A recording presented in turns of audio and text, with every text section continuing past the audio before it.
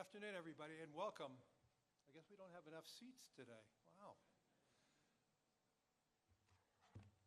In the last quarter century, a sitting president of the United States has come to Davos only twice.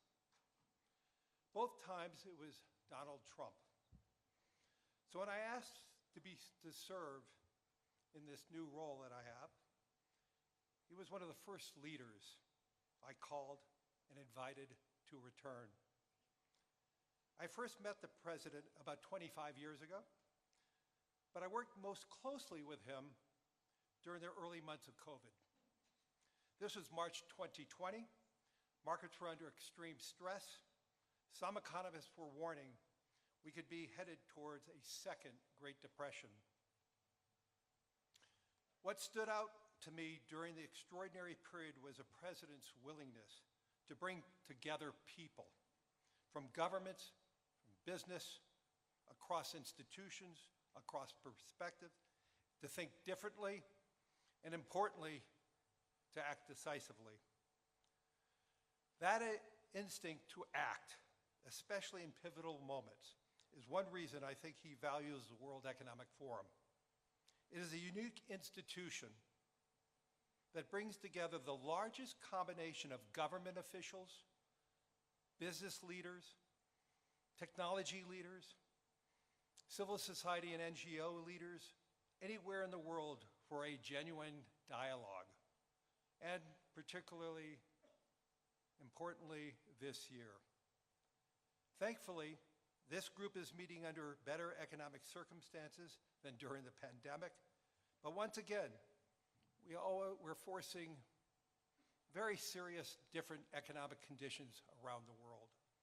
One of the central challenges that is impacting me is how capitalism can benefit more, and how can we broaden our global economy for greater and greater participation.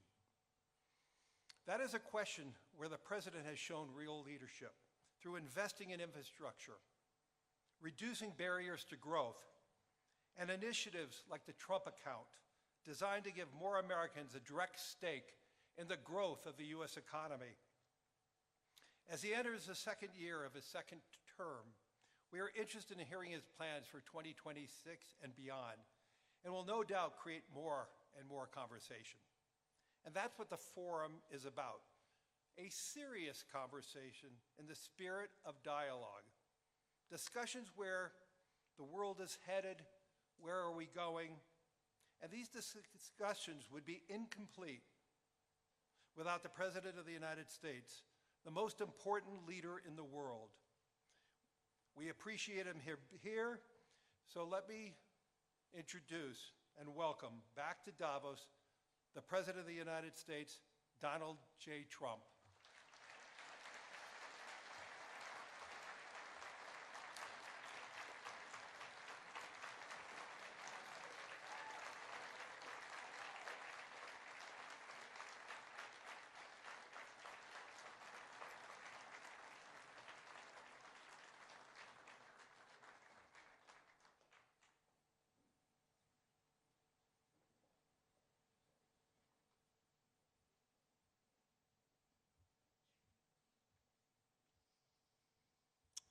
Well, thank you very much, Larry. It's great to be back in beautiful Davos, Switzerland, and to address so many respected business leaders, so many friends, few enemies,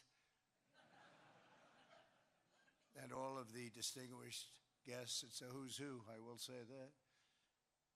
I've come to this year's World Economic Forum with truly phenomenal news from America. Yesterday marked the one-year anniversary of my inauguration, and today, after 12 months back in the White House, our economy is booming, growth is exploding, productivity is surging, investment is soaring, incomes are rising, inflation has been defeated, our previously open and dangerous border is closed and virtually impenetrable. And the United States is in the midst of the fastest and most dramatic economic turnaround in our country's history.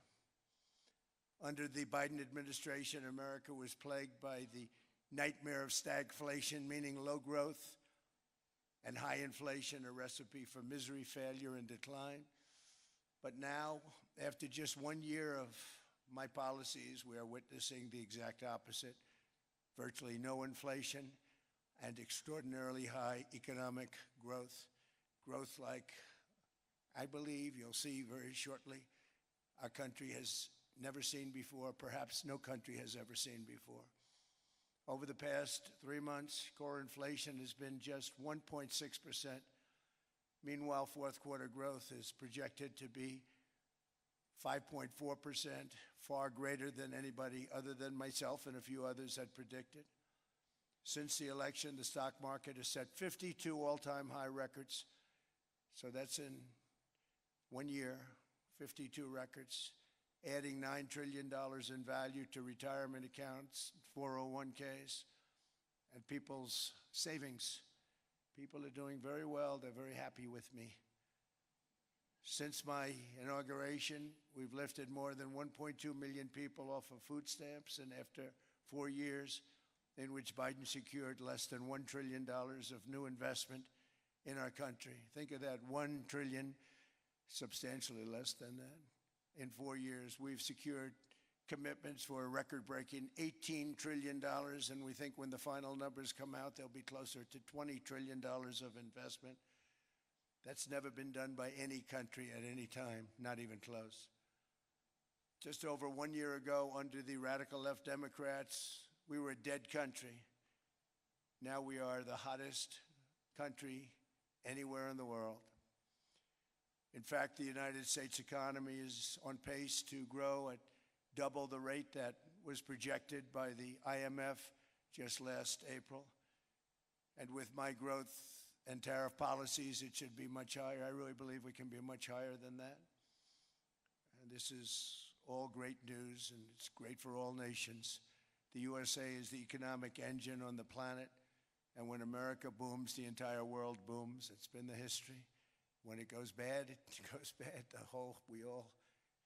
You all follow us down, and you follow us up, and we're at a point that I don't believe we've ever been. I never thought we could do it this quickly. My biggest surprise is I thought it would take more than a year, maybe like a year and 1 month. But it's happened very quickly. This afternoon, I want to discuss how we have achieved this economic miracle, how we intend to raise living standards for our citizens to levels never seen before, and perhaps how you too and the places where you come from can do much better by following what we're doing, because certain places in Europe are not even recognizable, frankly, anymore. They're not recognizable. And we can argue about it, but there's no argument.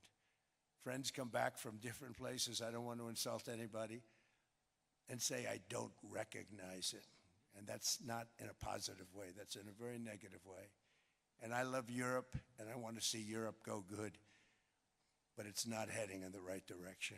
In recent decades, it became conventional wisdom in Washington and European capitals that the only way to grow a modern Western economy was through ever-increasing government spending, unchecked mass migration, and endless foreign imports.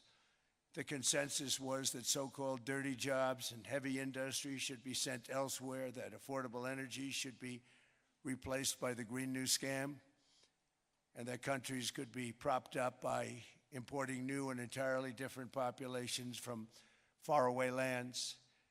This was the path that Sleepy Joe Biden administration and many other Western governments very foolishly followed, turning their backs on everything that makes nations rich and powerful and strong.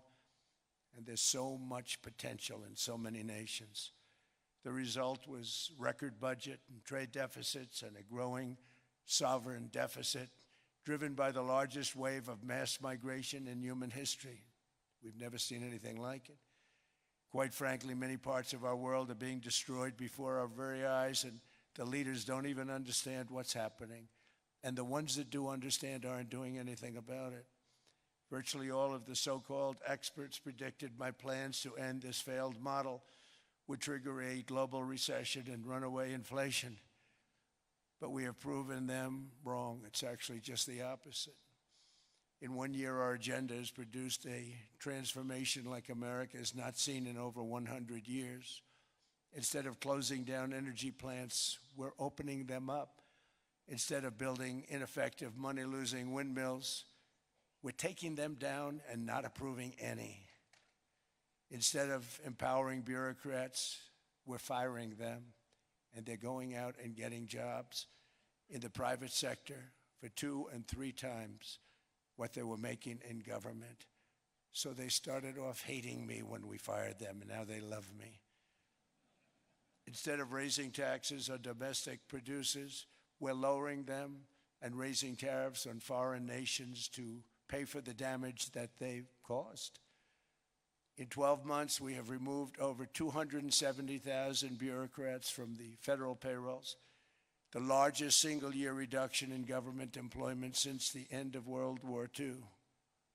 Nobody thought that was coming, but we had no choice. To make a country great, you can't have all federal jobs.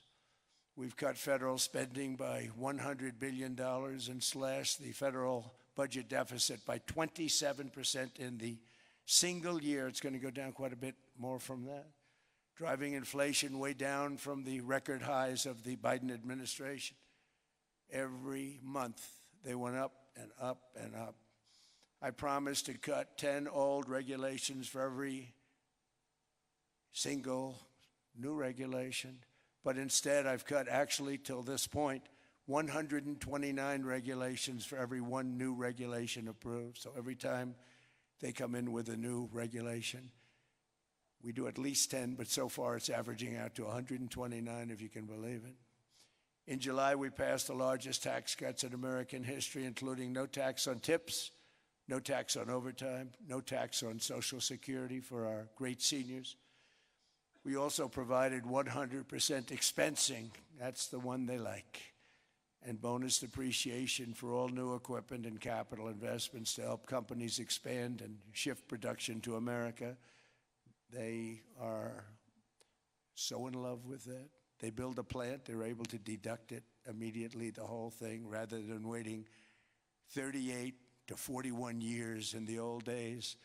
This is a miracle taking place. Nobody thought it would ever be done by any country, but it's done by us. It was what made my first term the most successful 4-year term that we've ever had from a financial standpoint. And now we've upped it. This is a 10-year program, not a 1-year program. But you're allowed to deduct everything in 1 year. It used to be 38 to 41 years. With tariffs, we've radically reduced our ballooning trade deficit, which was the largest in world history. We were losing more than $1 trillion every single year, and it was just wasted. It was going to waste.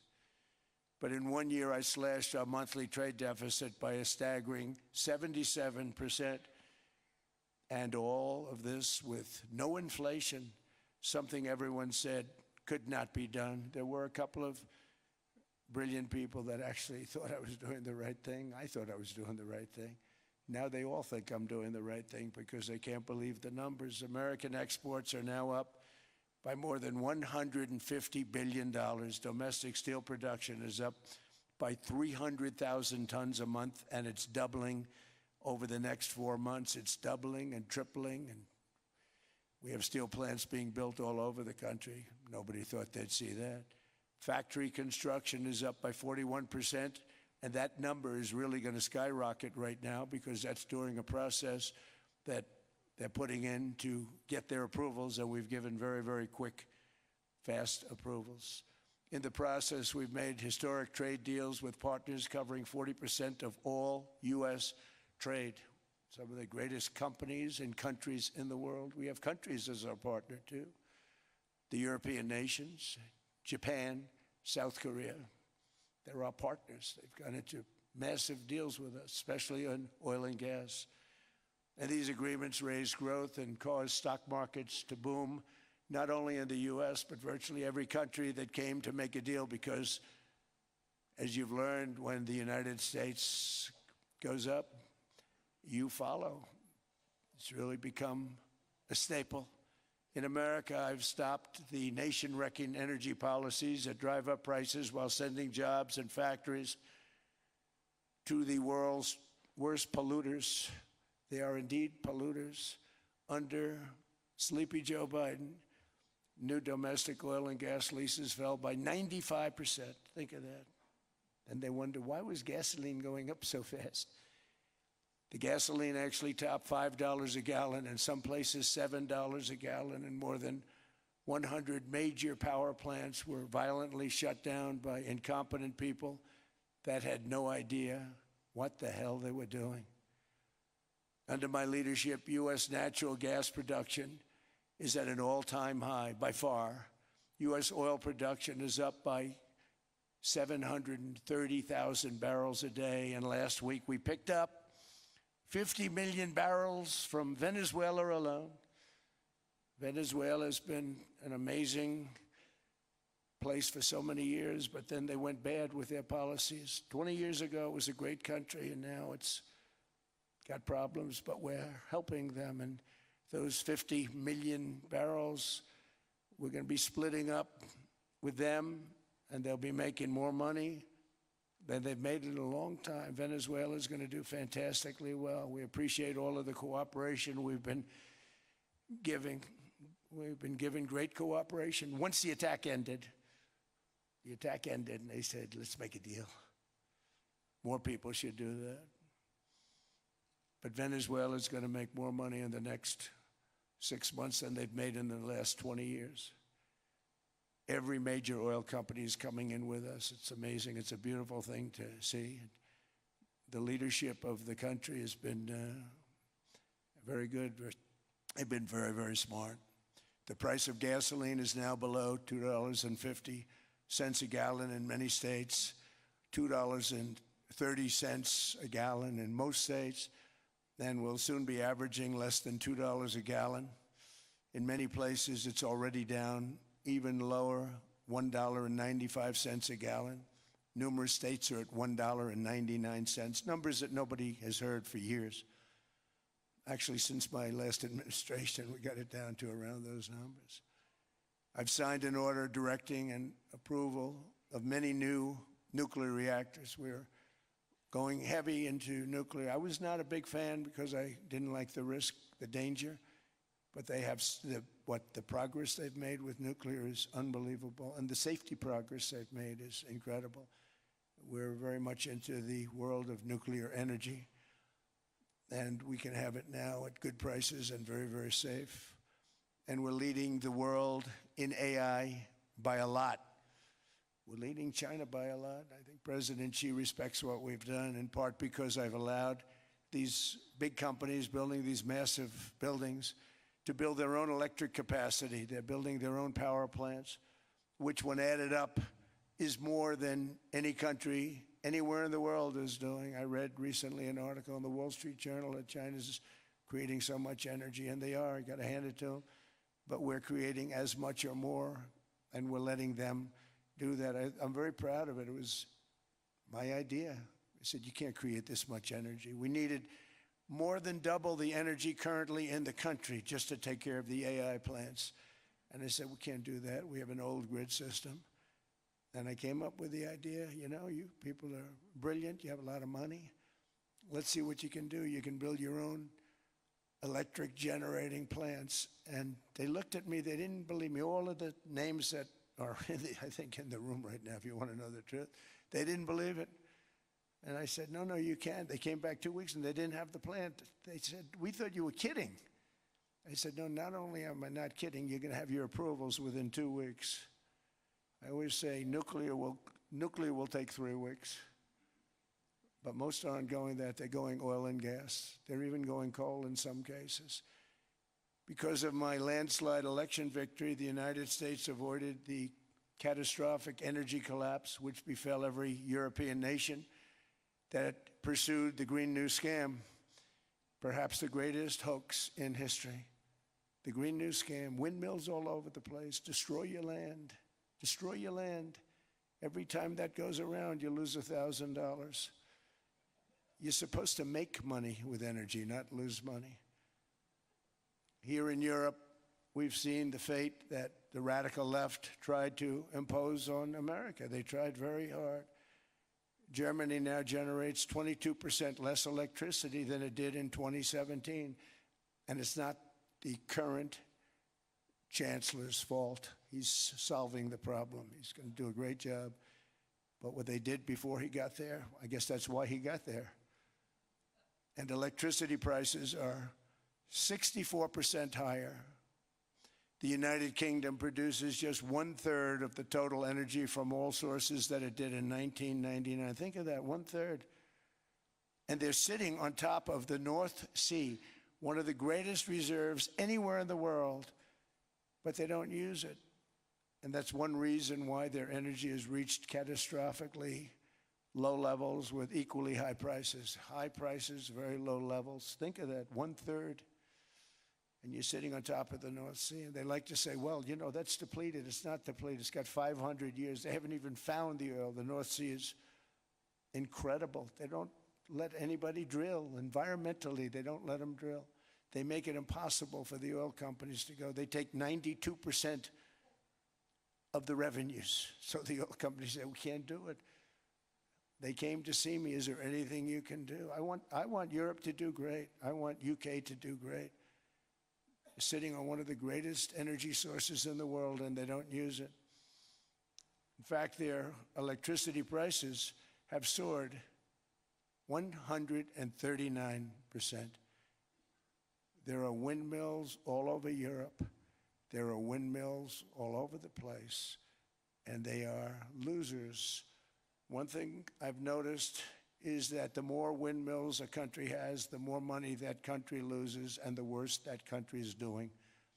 China makes almost all of the windmills, and yet I haven't been able to find any wind farms in China. Did you ever think of that? It's a good way of looking at it. They're smart. China's very smart. They make them, they sell them for a fortune. They sell them to the stupid people that buy them, but they don't use them themselves. They put up a couple of big wind farms, but they don't use them. They just put them up to show people what they could look like. They don't spin. They don't do anything. They use a thing called coal, mostly. But China goes with the coal. They go with oil and gas. They're starting to look at nuclear a little bit. And they're doing just fine. They make a fortune selling the windmills, though, and I think really that's one that they wouldn't be surprised if it stopped. They are shocked that it continues to go. They're very friendly with me. They're shocked that people continue to buy those damn things. They killed the birds. They ruin your landscapes. Other than that, I think they're fabulous, by the way. Stupid people buy them. The consequences of such destructive policies have been stark, including lower economic growth, lower standards of living, lower birth rates, more socially disruptive migration, more vulnerability to hostile foreign adversaries, and much, much smaller militaries. The United States cares greatly about the people of Europe. We really do. I mean, look, I am derived from Europe. Scotland and Germany, 100% Scotland, my mother, 100% German, my father. And we believe deeply in the bonds we share with Europe as a civilization. I want to see it do great. That's why issues like energy, trade, immigration, and economic growth must be central concerns to anyone who wants to see a strong and united West, because Europe and those countries have to do their thing. They have to get out of the culture that they've created over the last 10 years. It's horrible what they're doing to themselves. They're destroying themselves. These beautiful, beautiful places. We want strong allies, not seriously weakened ones. We want Europe to be strong. Ultimately, these are matters of national security, and perhaps no current issue makes the situation more clear than what's currently going on with Greenland. Would you like me to say a few words of Greenland? I was going to leave it out of the speech, but I think I would have been reviewed very negatively. I have tremendous respect for both the people of Greenland and the people of Denmark, tremendous respect. but every NATO ally has an obligation to be able to defend their own territory. And the fact is, no nation or group of nations is in any position to be able to secure Greenland other than the United States. We're a great power, much greater than people even understand. I think they found that out 2 weeks ago in Venezuela. We saw this in World War II when Denmark fell to Germany after just 6 hours of fighting and was totally unable to defend either itself or Greenland. So the United States was then compelled, we did it, we felt an obligation to do it, to send our own forces to hold the Greenland territory. And hold it we did, at great cost and expense. They didn't have a chance of getting on it, and they tried. Denmark knows that. We literally set up bases on Greenland for Denmark. We fought for Denmark. We weren't fighting for anyone else. We were fighting to save it for Denmark. Big, beautiful piece of ice. It's hard to call it land. It's a big piece of ice. But we saved Greenland and successfully prevented our enemies from gaining a foothold in our hemisphere. So we did it for ourselves also. And then after the war, which we won it big. Without us, right now you'd all be speaking German and a little Japanese, perhaps. After the war, we gave Greenland back to Denmark. How stupid were we to do that? But we did it. But we gave it back. But how ungrateful are they now? So now our country and the world face much greater risks than it did ever before because of missiles, because of nuclear, because of weapons of warfare that I can't even talk about. 2 weeks ago, they saw weapons that nobody ever heard of. They weren't able to fire one shot at us. They said, what happened? Everything was discombobulated. They said, we've got them in our sights. Press the trigger, and nothing happened. No anti-aircraft missiles went up. There was one that went up about 30 feet and crashed down right next to the people that sent it. They said, what the hell is going on? Those defensive systems were made by Russia and by China. So they're going to go back to the drawing boards, I guess. Greenland is a vast, almost entirely uninhabited and undeveloped territory. It's sitting undefended in a key strategic location between the United States, Russia, and China. That's exactly where it is, right smack in the middle. Wasn't important nearly when we gave it back. You know, when we gave it back, it wasn't the same as it is now. It's not important for any other reason, you know. Everyone talks about the minerals. There's so many places. There's no rare earth. No such thing as rare earth. There's rare processing. But there's so much rare earth. And to get to this rare earth, you got to go through hundreds of feet of ice.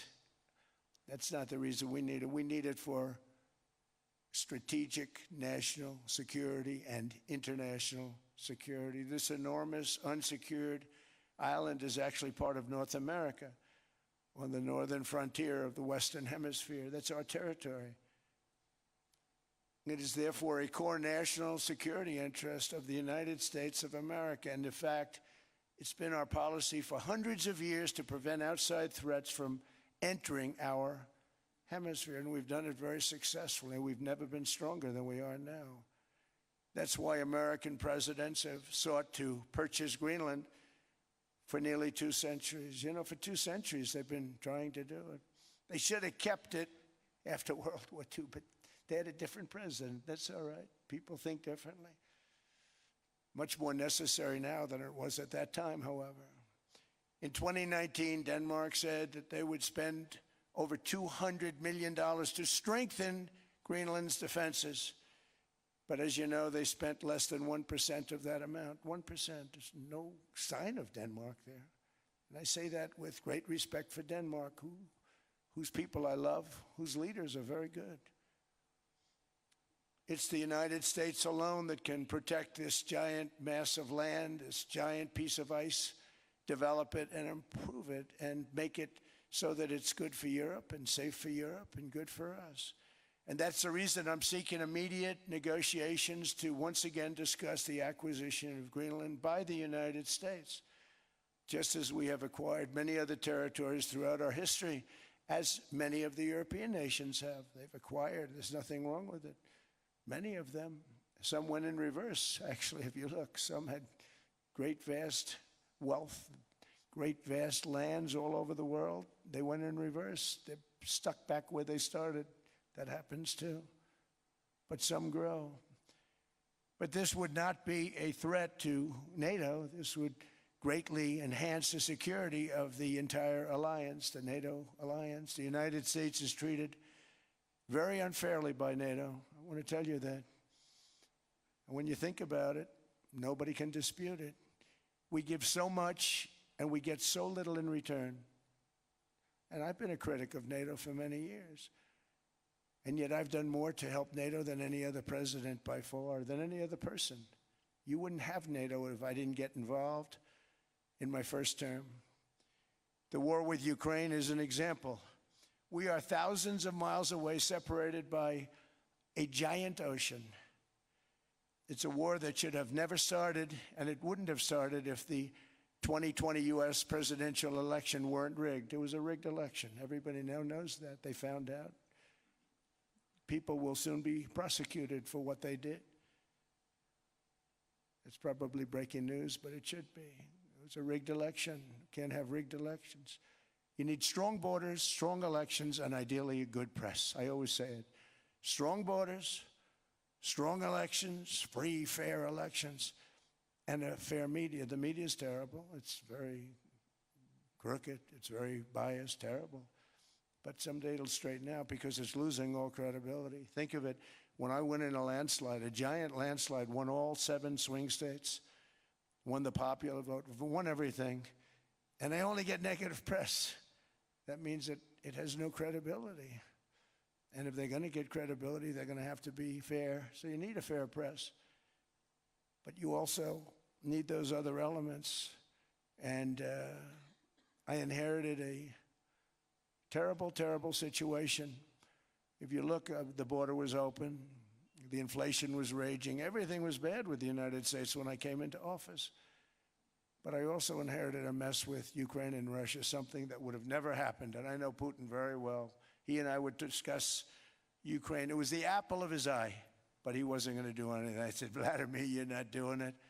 He would never have done it. It was terrible what happened. I could see it happening, too. After I left, I could see it happening. Biden had given Ukraine and NATO $350 billion, a staggering sum, $350 billion. I came in, and just like the southern border, just like inflation, just like our economy, I said, wow, this place is in trouble, meaning our country. All of these things were out of control. But the border was out of control. We fixed it with the strongest border anywhere in the world. And I've now been working on this war for 1 year, during which time I settled 8 other wars. India, Pakistan. I settled other wars that were Vladimir Putin called me, Armenia, Azerbaijan. He said, I can't believe you settled that one. They were going on for 35 years. I settled it in 1 day. And President Putin called me. He said, you know, I can't believe I've worked on that war for 10 years trying to settle it. I couldn't do it. I said, do me a favor, focus on settling your war. Don't worry about that one. What does the United States get out of all of this work, all of this money, other than death, destruction, and massive amounts of cash going to people who don't appreciate what we do? They don't appreciate what we do. I'm talking about NATO. I'm talking about Europe. They have to work on Ukraine. We don't. The United States is very far away. We have a big, beautiful ocean separating us. We have nothing to do with it. Until I came along, NATO was only supposed to pay 2% of GDP. But they weren't paying. Most of the countries weren't paying anything. The United States was paying for virtually 100% of NATO. And I got that stopped. I said, that's not fair. But then, more importantly, I got NATO to pay 5%, and now they were paying, and now they are paying. So something nobody said was possible. They said we will never go up higher than 2%. But they went to 5%, and now they're paying the 5. They didn't pay the 2, and now they're paying the 5. And they're stronger for it, and they have an excellent, by the way, Secretary General who's possibly in the room. Mark, are you here? Yes, he's here. Hello, Mark. We never asked for anything, and we never got anything. We probably won't get anything unless I decide to use excessive strength and force where we would be, frankly, unstoppable. But I won't do that. Okay? Now everyone's saying, oh, good. That's probably the biggest statement I made, because people thought I would use force. I don't have to use force. I don't want to use force. I won't use force. All the United States is asking for is a place called Greenland, where we already had it as a trustee, but respectfully returned it back to Denmark not long ago after we defeated the Germans, the Japanese, the Italians, and others in World War II. We gave it back to them. We were a powerful force then, but we are a much more powerful force now, after I rebuilt the military in my first term and continue to do so today. We have a budget of $1.5 trillion. We're bringing back battleships. The battleship is 100 times more powerful than the great battleships you saw in World War II, those great, big, gorgeous ships, the Missouri, the Iowa, the Alabama. Because I thought maybe we could take them out of mothballs. They said, no, sir, these ships are 100, think of that, 100 times more powerful than those big, magnificent pieces of art that you saw so many times ago, that you still see on television. You say, wow, what a force. 100 times, each ship 100 times more powerful than the big battleships of the past. So that was the end of the mothball story. So what we have gotten out of NATO is nothing except to protect Europe from the Soviet Union and now Russia. I mean, we've helped them for so many years. We've never gotten anything, except we pay for NATO. And we paid for many years until I came along. We paid for, in my opinion, 100% of NATO because they weren't paying their bills. And all we're asking for is to get Greenland, including right title and ownership, because you need the ownership to defend it. You can't defend it on a lease. Number one, legally it's not defensible that way, totally.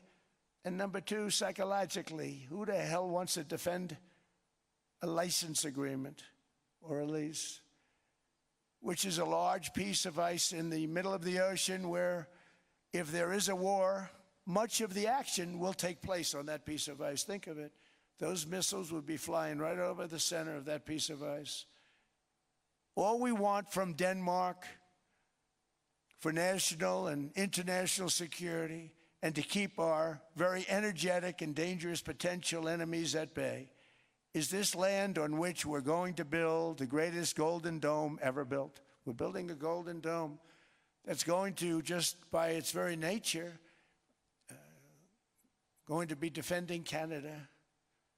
Canada gets a lot of freebies from us, by the way. They should be grateful also, but they're not. I watched your Prime Minister yesterday. He wasn't so grateful. But they should be grateful to us. Canada lives because of the United States. Remember that, Mark, the next time you make your statements. What we did for Israel was amazing, but that's nothing compared to what we have planned for the United States, Canada, and the rest of the world. We are going to build a dome like no other. We did it for Israel. And by the way, I told Bibi, stop taking credit for the dome. That's our technology. That's our stuff. But they had a lot of courage, and they were good fighters, and they did a good job, and we wiped out the Iran nuclear threat like nobody can believe. Nobody's ever seen anything like it. That, Venezuela, taking down Soleimani, wiping out al-Baghdadi when he tried to reinstitute ISIS. We did a lot. I did a lot of big things. all perfectly executed. Everyone was perfectly executed. Somebody told me that, a military expert told me, "Sir, everything you've done has been perfectly executed." I said, "I know." So other presidents have spent, whether foolishly or not, trillions and trillions of dollars on NATO and gotten absolutely nothing in return. We've never asked for anything. It's always a one-way street. Now they want us to help them with Ukraine. And we say, we're going to. I'm really helping, not even them. I want to see, last week, if you saw, it was 10,000 soldiers, but last month it was 31,000 soldiers died. 31,000. That's this room times, the number of people in this room times 30. Think of it. 30,000 soldiers died in 1 month. The month before it was 27,000. The month before that it was 28,000. The month before that it was 25,000. It's a bloodbath over there. And that's what I want to stop. It doesn't help the United States, but these are souls. These are young people. Look like you, look like some of you right in the front row. They go to war. Their parents are so proud. Oh, there he goes, comes back. 2 weeks later, they get a call, your son's head's been blown off. I want to stop it. It's a horrible war. It's the worst since World War II. They keep going, they'll exceed World War II. The numbers are staggering, how many people they've lost. They don't want to talk about it. Ukraine and Russia lost just tremendous amounts. And I'm dealing with President Putin, and he wants to make a deal, I believe. I'm dealing with President Zelensky, and I think he wants to make a deal. I'm meeting him today. He might be in the audience right now. But they got to get that war stopped because too many people are dying, needlessly dying. Too many souls are being lost. It's the only reason I'm interested in doing it. But in doing it, I'm helping Europe, I'm helping NATO, and I've until the last few days when I told them about Iceland, they loved me. They called me daddy, right, last time. A very smart man said, he's our daddy. He's running it. I was like running it. I went from running it to being a terrible human being. But now what I'm asking for is a piece of ice, cold and poorly located, that can play a vital role in world peace and world protection.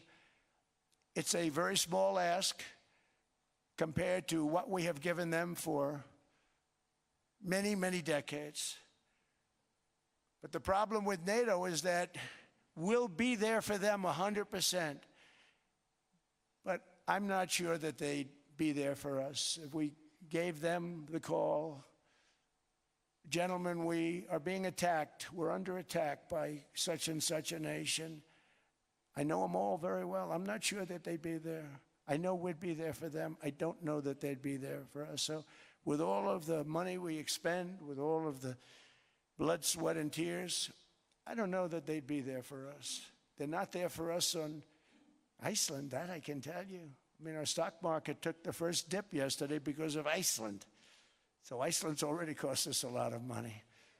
But that dip is peanuts compared to what it's gone up.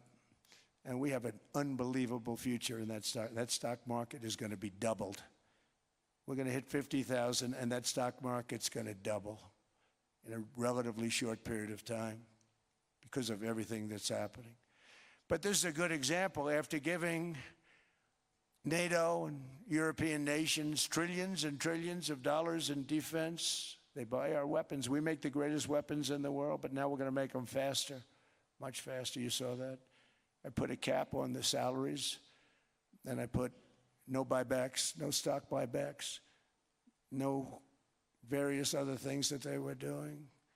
I mean, they were making $50 million, but it would take them 3 years to give you a Patriot missile. I said, that's not good.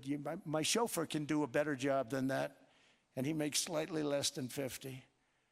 They make big salaries. If they're going to make those big salaries, they're going to have to produce a lot faster. The good news is we have the greatest equipment in the world. Now we're going to start making it a lot faster. They're going to build additional plants. And all of the money that goes into stock buybacks is going to go into building plants. We're not allowing stock buybacks by defense companies any longer. They're going to build new plants to make Tomahawks, Patriots. We have the best equipment, F-35s. F-47, the new one just coming out. They say it's the most devastating plane, fighter jet ever. Who knows? They called it 47. If I don't like it, I'm going to take the 47 off it. I wonder why they called it 47. We'll have to think about that. But if I don't like it, I'm going to take that 47 off. But it's supposed to be the stage 6. It's supposed to be the first stage 6 plane, undetectable, like our B-2 bombers were undetectable. They flew right over Iran. They were undetectable. And they did their job, and they got the hell out of there.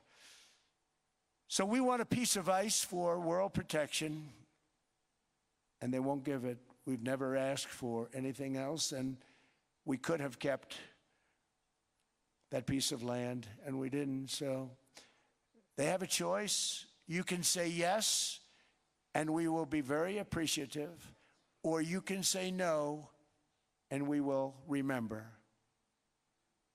A strong and secure America means a strong NATO, and that's one reason why I'm working every day to ensure our military is very powerful, our borders are very strong, and above all, our economy is strong because national security requires economic security and economic prosperity, and we have the greatest that we've ever had.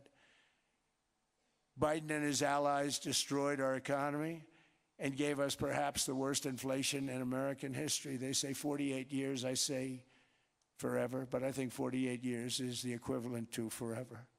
Whether it's 48 years or ever, it's terrible, costing the typical family $33,000. What they did to this country should never, ever be forgotten.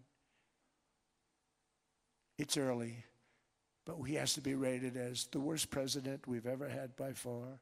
The auto pen did much of the damage. The auto pen, he was the auto pen president, because I don't believe a sane president would have ever signed the kind of things that he signed. But now grocery prices, energy prices, airfares, mortgage rates, rent, and car payments are all coming down, and they're coming down fast. We inherited a mess, but we've done a hell of a job in 12 months. Under my most favored nation policy for drug prices, the cost of prescription drugs is coming down by up to 90%, depending on the way you calculate. You could also say 5, 6, 7, 800%. There are two ways of figuring that. But we have a favored nations policy that every president wanted, no president was able to get. I got it, and other nations approved it. And I had to use tariffs in order to get it because they said, no way. In other words, a pill that costs 10% in London costs $130. Think it costs $10 in London, costs $130 in New York or in Los Angeles. And I'd say, boy, that's bad. Friends of mine would say, you know, we go to London, you can buy the stuff for nothing. We go all over the world, we can buy it for nothing.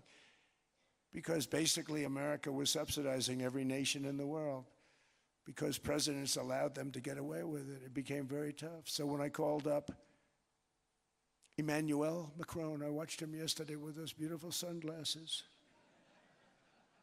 What the hell happened?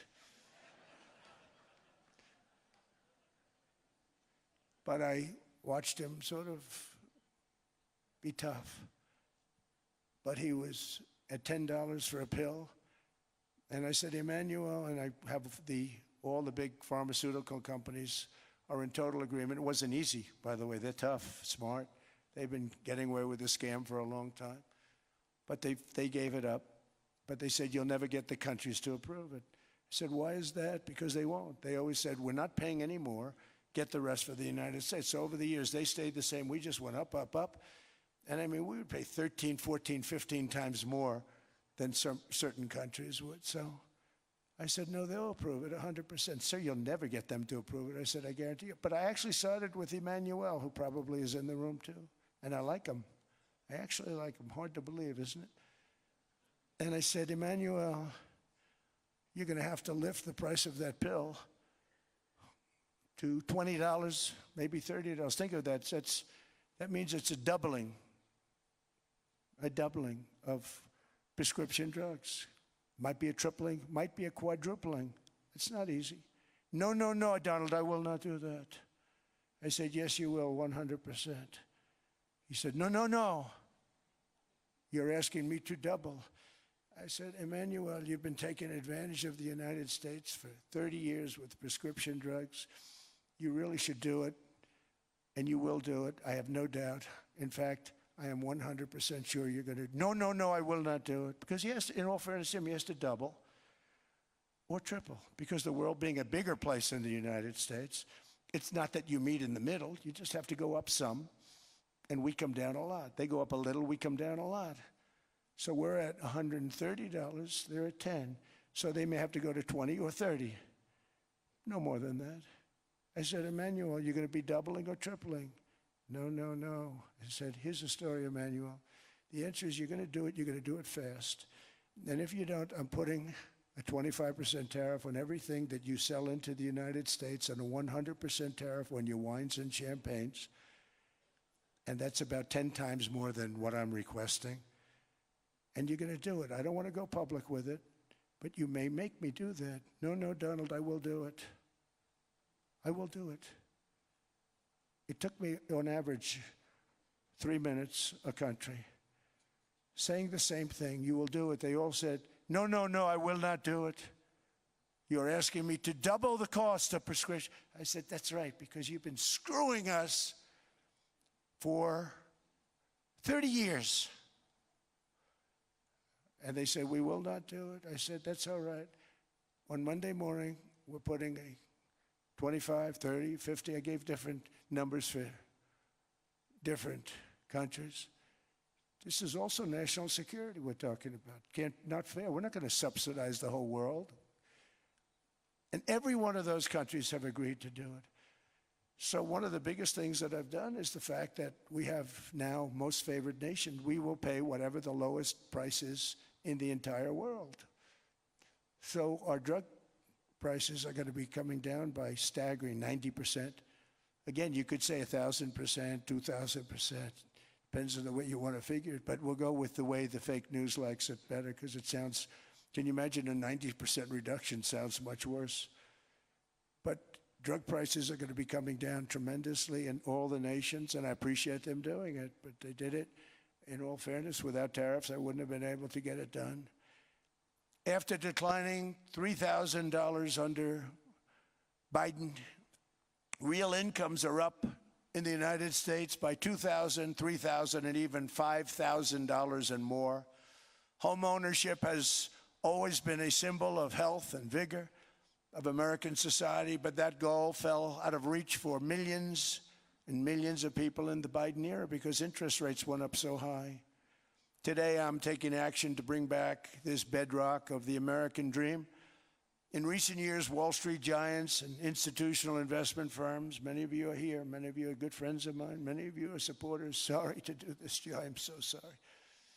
But you've driven up housing prices by purchasing hundreds of thousands of single-family homes, and it's been a great investment for them. Often as much as 10% of houses on the market. You know, the crazy thing is a person can't get depreciation on a house, but when a corporation buys it, they get depreciation. Okay, that's something we're going to have to think about too. I don't know if too many people think about that. You buy a corporation, they buy 500 houses, they buy hundreds of thousands, they buy 500 houses, they can take depreciation. A person sweats and works and buys one house, they can't. But homes are built for people, not for corporations, and America will not become a nation of renters. We're not going to do that. That's why I have signed an executive order banning large institutional investors from buying single-family homes. It's just not fair to the public. They're not able to buy a house. And I'm calling on Congress to pass that ban into permanent law, and I think they will. One of the biggest barriers to saving for a down payment has been surging credit card debt. The profit margin for credit card companies now exceeds 50%, one of the biggest. And they charge Americans interest rates of 28%, 30%, 31%, 32%. Whatever happened to usury? So to help our citizens recover from the Biden disaster, all caused by this horrible president, I'm asking Congress to cap credit card interest rates at 10% for 1 year. and this will help millions of Americans save for a home. They have no idea they're paying 28%. They go out there a little late in their payment and they end up losing their house. It's terrible. To unleash innovation in savings and financing, I'm also working to ensure America remains the crypto capital of the world. And to that end, last year I signed the landmark Genius Act into law. Now Congress is working very hard on crypto market structure legislation, Bitcoin, all of them, which I hope to sign very soon, unlocking new pathways for Americans to reach financial freedom. And I did it for two reasons. Number one, I thought it was politically good, and it was. I got tremendous political support. But more importantly, China wanted that market too. It's just like they want the AI. And we've got that market, I think, pretty well locked up. If I didn't do it, Biden was totally against it until before the election, when they realized that, there were millions of people voting against him over crypto. And all of a sudden, they loved it very much, but it was too late. They blew it. But it is politically popular, but it's much more importantly, we have to make it so that China doesn't get the hold of it. And once they have that hold, we're not going to be able to get it back. So I'm honored to have done it. Finally, I've instructed government-backed institutions to purchase up to $200 billion in mortgage bonds to bring down interest rates. And I'll be announcing a new Fed chairman in the not-too-distant future. I think he'll do a very good job. See, I gave away some of it. I did give that away. So we have something, got something, but somebody that's very respected. They're all respected. They're all great. Everyone that I interviewed is great. Everyone could do, I think, a fantastic job. Problem is they change once they get the job. They do.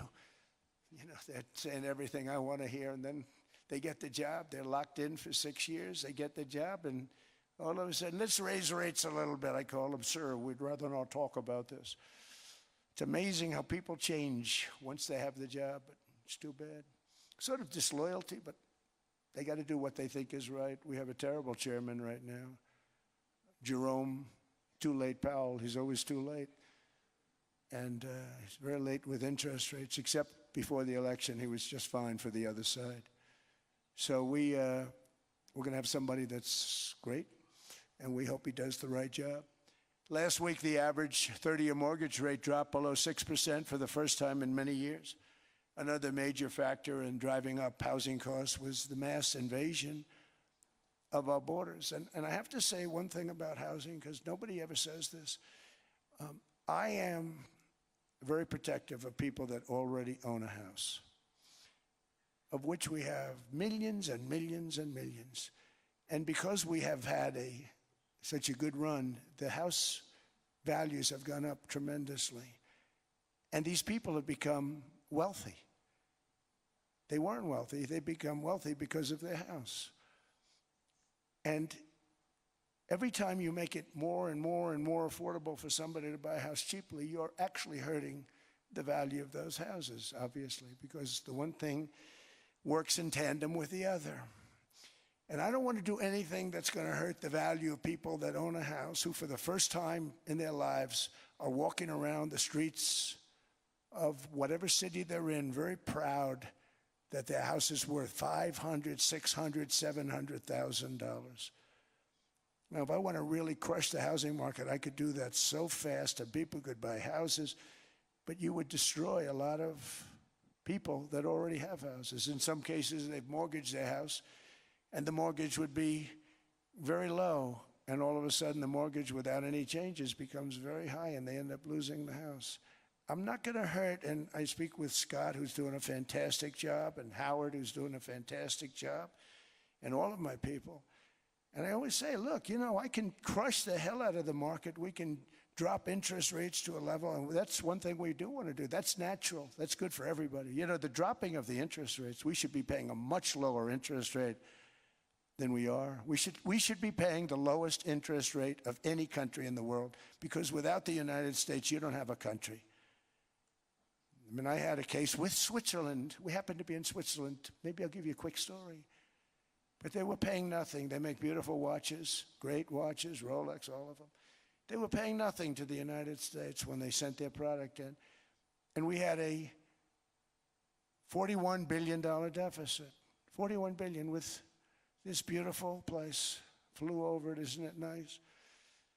So I said, let's put a 30% tariff on them so that we get back some of it, not all of it at all. We'd still have a deficit, big deficit. We had 41 million. That's a big deficit. And I said, let's put a tariff on. Different tariffs, different places. You're all party to them. In some cases, victims to them. But in the end, it's a fair thing. And most of you realize that. But we put a 30% tariff on Switzerland, and all hell broke loose. They were calling, like you wouldn't believe. And I know so many people from Switzerland, incredible place, incredible, brilliant place. But I then realized that they're only good because of us. And there's so many other examples. Us and probably other places, but a majority of the money they make is because of us, because we never charged them anything. So they come in, they sell their watches, no tariffs, no nothing. They walk away, they make $41 billion on just us. So I said, no, we can't do that. So I'm going to bring it up. I still would have a deficit pretty substantial, but I brought it up to 30%.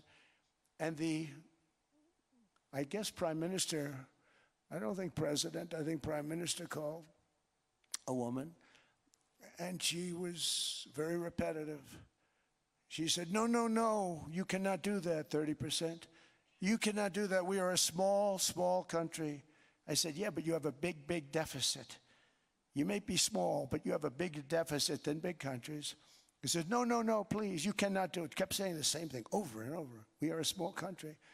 I said, but you're a big country in terms of, and she just rubbed me the wrong way, I'll be honest with you. And I said, all right, thank you, ma'am, appreciate it. Do not do this. Thank you very much, ma'am. And I made it 39%. And then all hell really broke out. And I was paid visits by everybody. Rolex came to see me. They all came to see me. But I realized, and I reduced it, because I don't want to hurt people. I don't want to hurt them. And we brought it down to a, lower level. Doesn't mean it's not going up. But we brought it down to a lower level. But they pay now, tariff. But I realized that we have many places like that where they're making a fortune because of the United States. Without the United States, they wouldn't be making anything. Think of it. Switzerland made $41 billion on us. And as she said, it's a small place. And I realized with that, I don't know, it was so, because she was so aggressive. And I realized in that conversation that the United States is keeping the whole world afloat. Many places, I could give you 6, 7 places just in the people in this little area. I know every one of them. They're looking down. They don't want to see me, and they don't want to stare me in the eyes. But they're taking advantage of, everybody took advantage of the United States. But I've been very fair, and I gave them a tariff, and it was fine. But I realized that without us, it's not Switzerland anymore. Without us, it's not any of the countries that are represented here. And we want to work with the countries. We want to work with them. We're not looking to destroy them. I could have said 39, 40%. I could have said I want a 70% tariff, then we make money with Switzerland. But Switzerland would have been probably destroyed, financially destroyed. I don't want to do that. But we should be paying the lowest interest rate of everybody. I hope Scott's listening to this, because we should be paying the lowest interest rate of everybody. Without us, most of the countries don't even work. And then you have the protection factor. Without our military, which is the greatest in the world by far, without our military, you have threats that you wouldn't believe. You wouldn't believe. You don't have threats because of us, and that's because of NATO. One other thing, and I have to say it so importantly, in the old days, and I used to say I'm the youngest in the room. Now I'm among the older. I hate to say it. I don't feel old, but I'm among the older. But I remember not long ago, 20, 25 years ago, when good news came out about, let's say, the United States. The United States had a great quarter. The United States had a great month. All the stocks went up. And that's the way it's supposed to be. Now when they say the United States had a record quarter, it's unbelievable how well it's doing, all the stocks crash because they say, oh no, inflation, inflation, they're going to raise interest rates. And they do. Some of these stupid people like Powell, they raise interest rates. And what they do is they stop you from being successful. It used to be when we had a great quarter, a great month, great earnings, great anything, any good news, the stock market went up. That's the way it's going to be. We got to do that again because that's the way it should be. Now when we have a great month, they want to kill it. Like we did over 5%. People were surprised. We should do 20%. We could do 25%. When we announce good numbers, and the reason is they're so petrified of inflation. And growth doesn't mean inflation. We've had tremendous growth with very low inflation. In fact, growth can fight inflation, proper growth. So we want to get back to the days when we announce great numbers, because we're going to be announcing phenomenal. You know, all these factories that are being built at record, thousands of businesses are being built right now. Remember, $18 trillion is invested. I think the second number is 3, and that was China many years ago. Investments in the country from outside. 18 trillion, nobody's ever seen. And that's money coming in and building things, factories. Thousands of businesses are being built, thousands. Hundreds of big factories, car plants are moving back to the United States. They're coming in from Canada, they're coming in from Mexico, from Japan. Japan's coming in and building plants here in order to avoid tariffs. They're coming in from China, they're coming in from all over the world. We have more plants being built now, car plants, than we've ever had built, even in the heyday from the 1940s and 50s. And they're bigger. They don't use renovations anymore where they take an old plant, they rip it down, they build a brand new plant, super modern plant. But it's happening at levels that nobody's ever seen. In 2024, the U.S. built less than 2 million new homes, but Biden admitted more than 8 million new migrants. And those days are over. In 2025, for the first time in 50 years, the United States had reverse migration. Boy, that was nice. And these were criminals that were being taken out of our country because they allowed people to come into our country from jails, from gangs, drug dealers, murderers. 11,888 murderers. We've gotten most of them out. And then ICE gets beat up by stupid people from leadership in Minnesota. We actually are helping Minnesota so much, but they don't appreciate it. Most places do. You know, Washington, D.C. is the safest place now in the United States. It was a very dangerous place to walk, and now you can walk with your wife, your kids, right through the middle of the city. Right now, Washington, D.C. is as safe as it gets. It was one of the most unsafe, I had to admit. We sent in the military, the National Guard. Within 2 months, it was great. Within 3 months, it's like a really great place and a safe place and a beautiful place. It's even been cleaned up. The graffiti's gone. The fences are gone. We don't have to worry about fences anymore. All of the places, the grasses are cut and replaced with new grass in many cases. It's all going to happen in the spring. But Washington and D.C. is beautiful again, and it's safe. New restaurants are opening up. They were all closing. Now you can't get into a restaurant. Restaurants in Washington, D.C. are all opening. Memphis also, Memphis, Tennessee, New Orleans, Louisiana. We were there for 3 weeks. We've cut the crime down by 64%. Within another month, we'll have virtually no crime there. We can do that all over. We're going to help the people in California. We want to have no crime. I know Gavin was here. I used to get along so great with Gavin when I was president. Gavin's a good guy. And we're going to, if he needed it, I would do it in a heartbeat. I'd love to see. We did help them a lot in Los Angeles, a lot with the early in my term when they had some problems. But we would love to do it. I will say this, if I were a Democrat governor or whatever, I would call up Trump. I'd say, come on in, make us look good. Because we're cutting crime down to nothing. And we're taking people out, career criminals, who are only going to do bad things, and we're bringing them back to their countries. But where we've done it, it's been amazing. And we have a capacity to do it at much greater levels. We're cutting illegal aliens off welfare and other government benefits, and I have directed that starting immediately, there will be no more payments to sanctuary cities because they are really just sanctuaries for criminals. They're really protecting criminals, and those are the ones we have to get out of the country: murderers, drug dealers, the mentally insane. They emptied their mental institutions into the United States. And despite that, we have the lowest crime numbers that we've ever had in the history of the country. Just came out.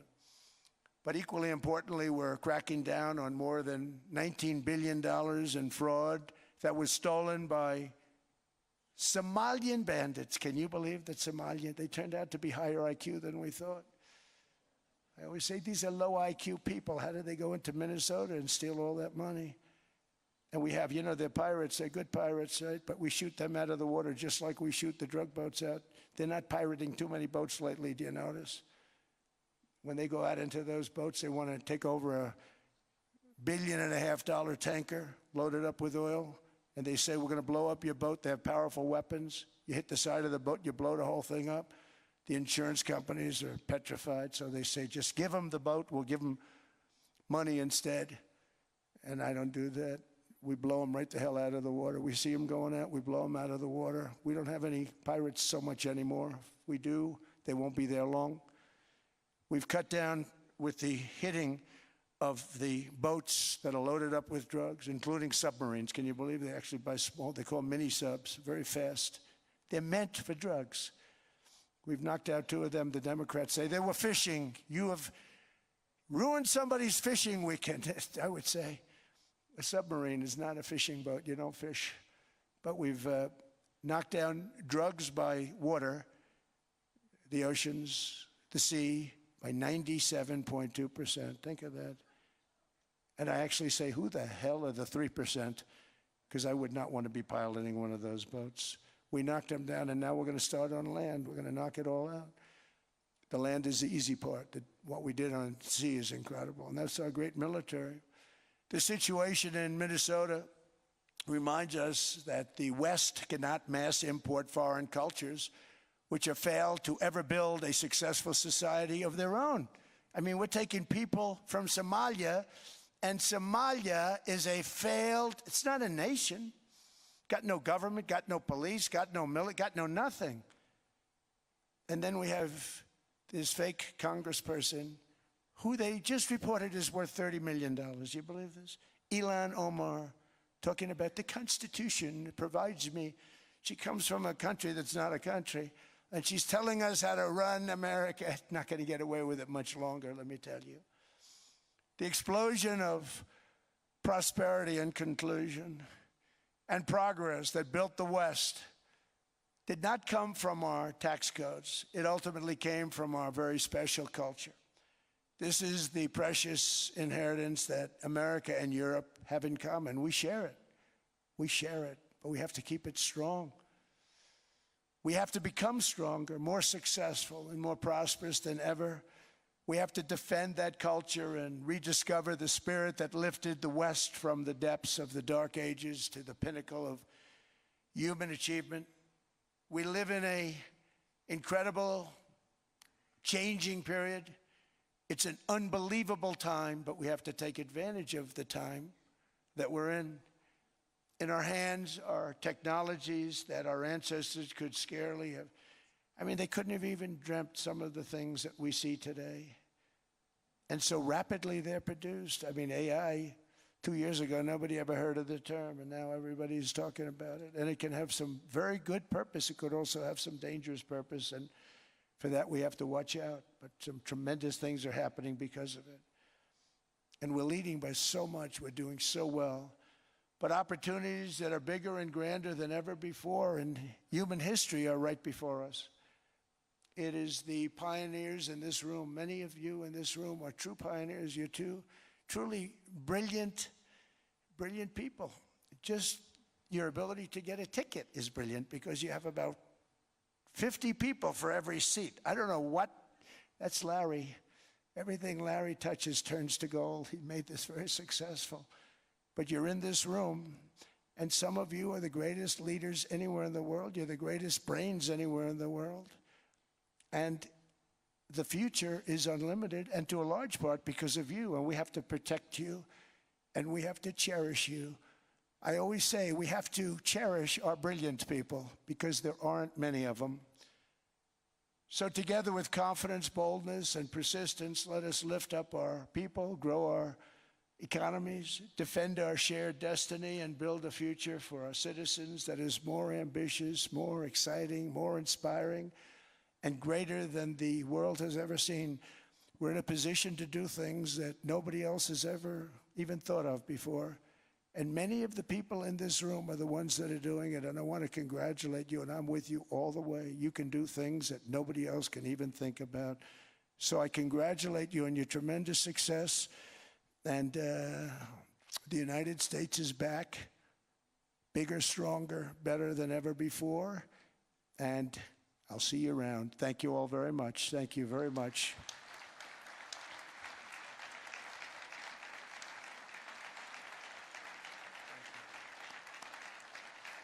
Thank you.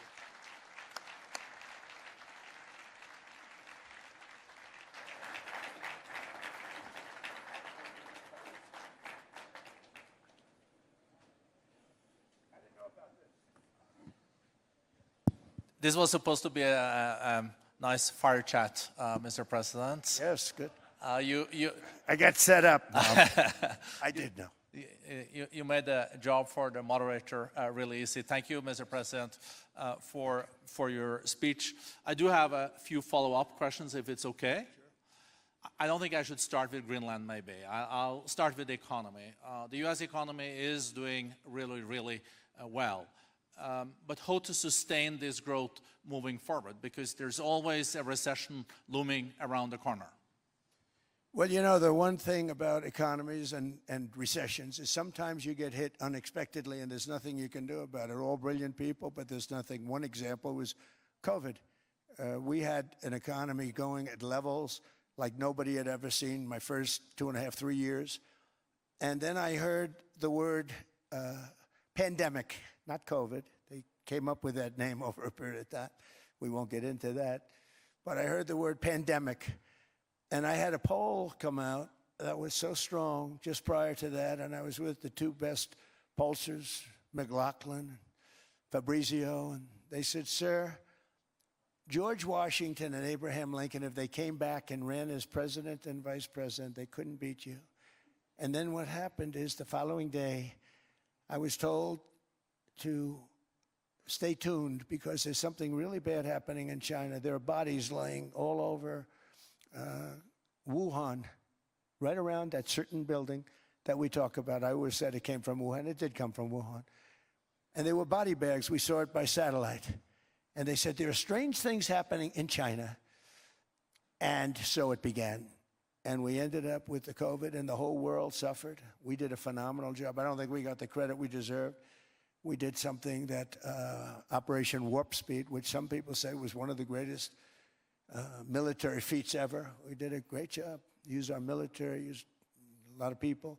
But sometimes you get hit with things, nothing you can do. You get hit with things like that unexpectedly.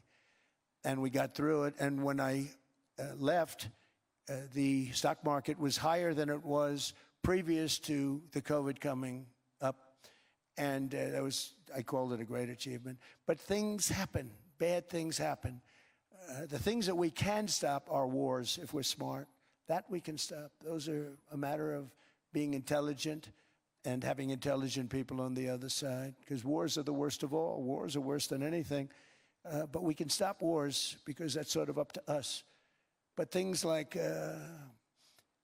dust flying in the air, wherever COVID comes from or whatever comes, sometimes you have to be a little bit lucky.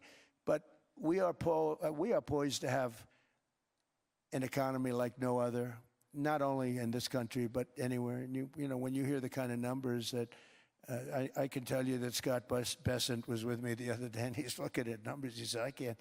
And that's all he's done his whole life, pretty much your whole life. Scott, you weren't going to be a football player, I don't think. Scott was not that great at football, but he was always good at numbers, right? And he was he was looking at numbers. He said, I've never seen anything like this. We're poised to do things that no other country has ever done. And, you know, luck, I hate to say it, but we need a little luck. We don't want to get hit by something that nobody could have thought. Whoever thought we were going to hit by a pandemic? You know, when I heard the word pandemic, I said, oh, that's an ancient problem. World War I, they lost 100 million people. It actually ended World War I. A lot of people don't know. The Spanish flu in World War I ended the war because all the soldiers were sick. The soldiers were so sick on both sides, and that war was raging, and they were all dying from the Spanish flu. They were sick as dogs. They couldn't fight. So, you know, you don't know how that would have turned out. But so we do, I mean, subject to that, and I always have to put a caveat in for it, but we're poised to have the greatest growth of any large country, I think any country that there's been. When you look at what's happening in the United States, it's really amazing. Thank you. One thing that maybe keeps you up at night, I know you don't sleep that much anyway, Mr. President, is the debt. The U.S. debt is high, is now the biggest expenditure on your budget. How to get out of that impasse? Well, the big thing is growth. I mean, growth is the way. If we grow like this, we go from having at $37 trillion. We go from having high debt to low debt.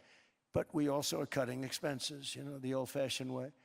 We have extraordinary growth. I think we're going to be growing our way out. I think we're going to be paying off debt. We're taking in tremendous money from tariffs fairly. And again, I'm using them judiciously.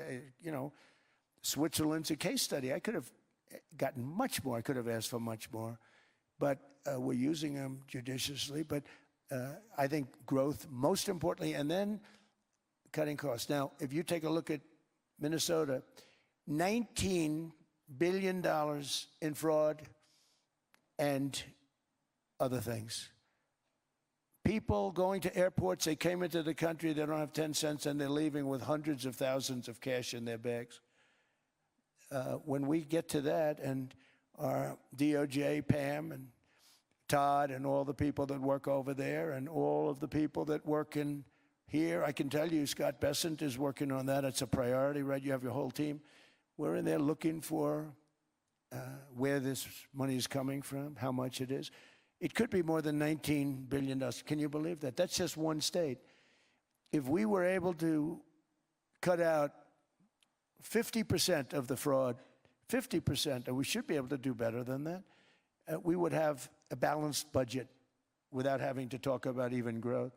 So we have a lot of options, but we're working very hard on that. That's a big deal. It's not just the protests, the fake protests done by agitators and, you know, professional insurrectionists. That's what they are. They're professional troublemakers. But we are looking very strong at the money too in Minnesota and other places. I think, Mr. President, also the $500 billion invested in artificial intelligence and the frontier technologies last year also were driving growth exponentially in the U.S. Well, AI has been a big factor. AI is massive. I mean, Mark Zuckerberg showed me a plant where he put it over a map of Manhattan, and it was basically the size of Manhattan. This is not, I said, you got to be kidding. It's a plant that was miles long, miles wide, very high. I don't think it was as high like the Empire State Building, but it was high. And it literally covered most of the island of Manhattan. That's called a big plant. And, you know, when I heard they're going to spend $50 billion building it, I said, what, you know, if you spend $50 million, you can build a nice little shopping center. If you spend $500 million, you can build a good shopping center. But how do you spend $50 billion? When I looked at this thing, I said, you think you'll be able to do it for that? It's amazing when, you know, some of the plants that I see, and I see them all. And again, so big is we're letting them build their own electric generation. This way we have no problem. And otherwise they'd be complaining. There'd be nobody able to be, you know, we have an old grid system. And not only that, they're going to sell at a very cheap price the excess electricity that they create back into our grid. So that'll solve some problems for certain states that don't have enough electricity. We also know that on the AI there is fierce competition between the US as the largest economy in the world 27% of the global GDP and 5% of the global population, not doing that badly, and China. And we know that that competition is very tough on AI. I know you're heading to a state visit to China in April. How do you see the US-China relationship moving forward? Are you able to combine this tough competition with also collaboration? So I've always had a very good relationship with President Xi and with President Putin. Talk about, you know, the larger powers. But I've always had a very good relationship with President Xi of China. He's an incredible man. What he's done is amazing. He's highly respected by everybody. And I do now. I mean, now I have good. It was very severely interrupted by COVID. I used to call it the China virus, but he said, "Do you think you could use a different name?" And I decided to do that, because why should we have a problem over that? But I would do that, and they were... You're a true diplomat, huh? I became a diplomat for the first time. Well, you know who taught me that? Marco Rubio. Marco Rubio, he said, "Let me teach you about diplomacy." Hey, any guy that gets approved by 100% of the votes, think of it, he got liberal Democrats and radical right Republicans to approve him. He's the only one. The next one was like lost 45 votes, right? But he got all 100 votes voting for him. And at first I wasn't happy about it. I said, wait a minute, I don't like that. And now it turns out that the Democrats probably wish they didn't do that. And Marco has been fantastic. Marco, stand up, please. You have done a great job as Secretary of State. He's going to go down as the best Secretary of State. And Scott, and we have Susie, who's the first female Chief of Staff, and she's the best Chief of Staff, too.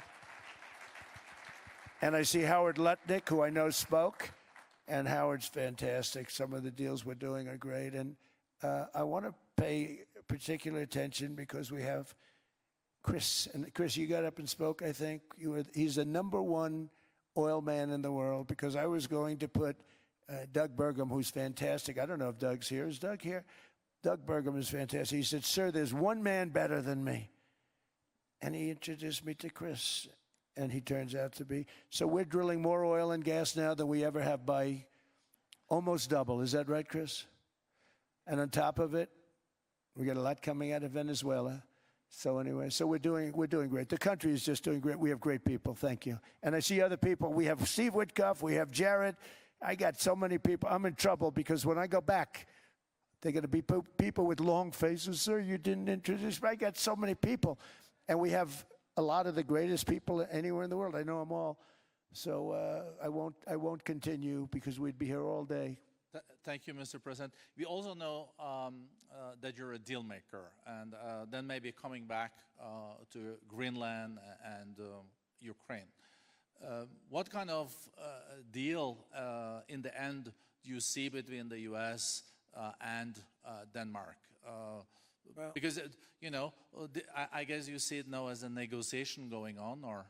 Well, it's costing Denmark hundreds of millions a year to run it. And Denmark's a small country, and wonderful people. But, you know, it's very expensive. It's a very big piece of ice. And it's very important. I mean, I don't want to repeat the speech, but it's very important that we use that for national and international security.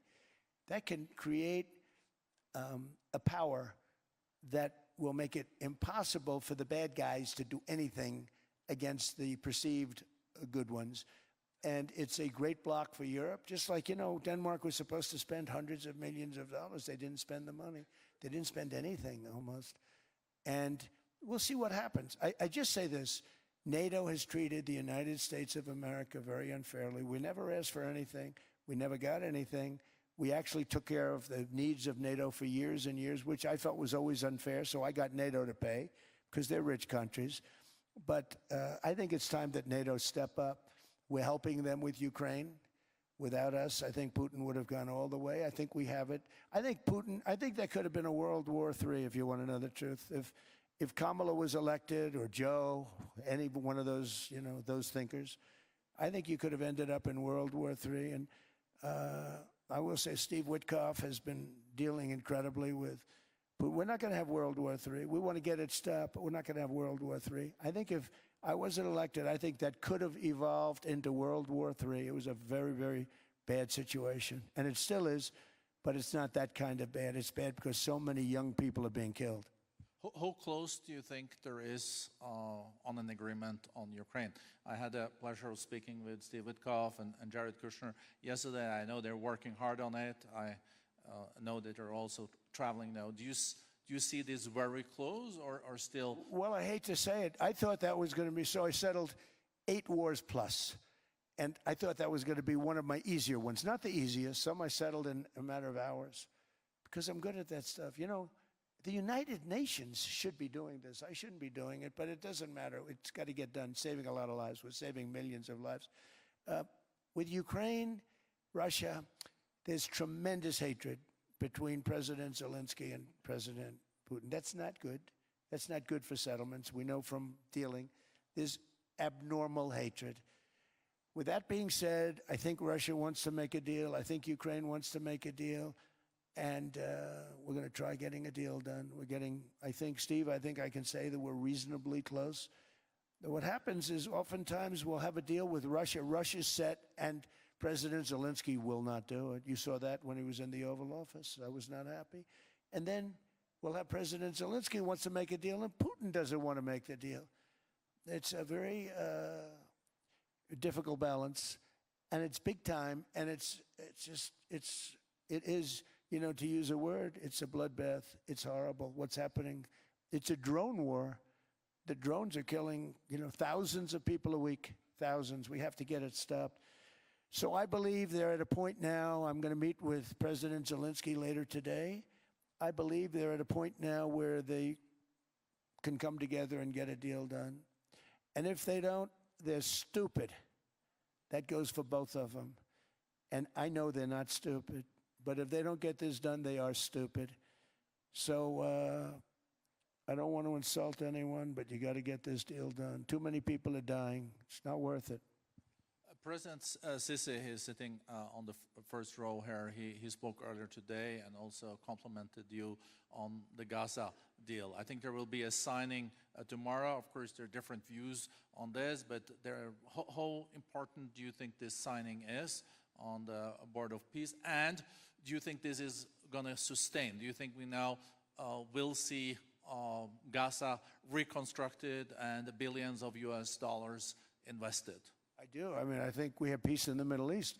There are some little situations like Hamas, and Hamas has agreed to give up their weapons. Now, you know, they were born with a weapon in their hand, so it's not easy to do. When they were born with a rifle in their hand. It's not an easy thing for them, but that's what they agreed to. They've got to do it. And we're going to know, Jared, over the next 2 or 3 days, certainly over the next 3 weeks, whether or not they're going to do it. If they don't do it, they'll be blown away very quickly. They'll be blown away. You know, we have 59 countries that are part of that whole peace deal. And some of those countries aren't even they're near the Middle East, but they're not in the Middle East traditionally. And they want to come in and take out Hamas.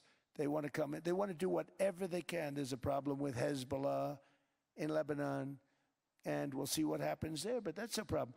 But there are these little flames, but there's peace in the Middle East. Now, had we not gone in and knocked out with those big, beautiful, we just ordered 25 brand new ones, the latest and the greatest, the B-2 bomber.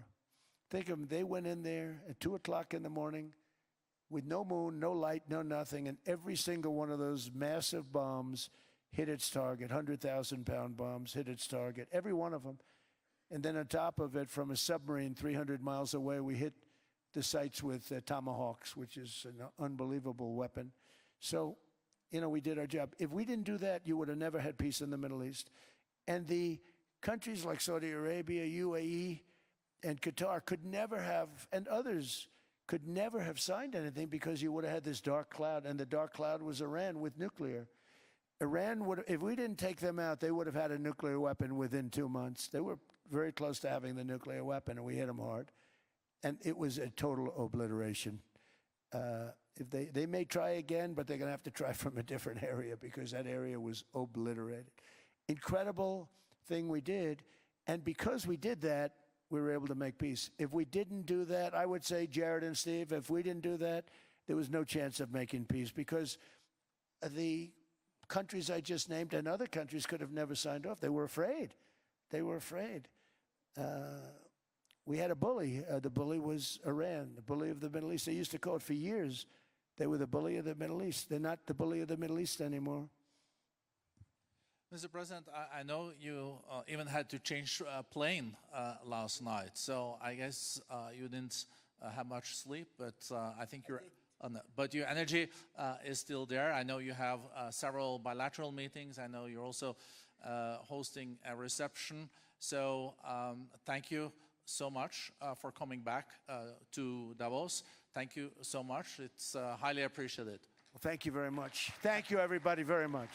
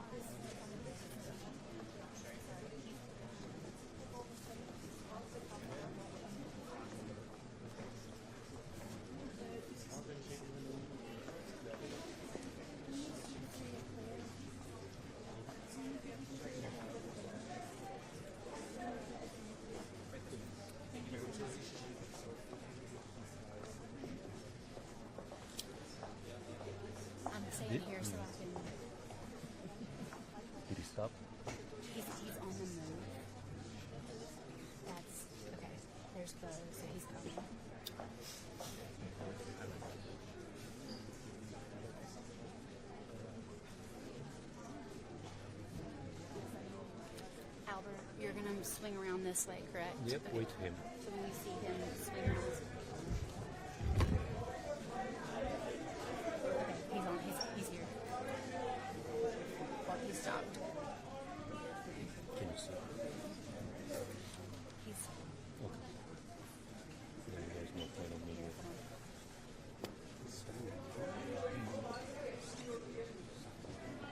You can't see him. He's way up. He's right there.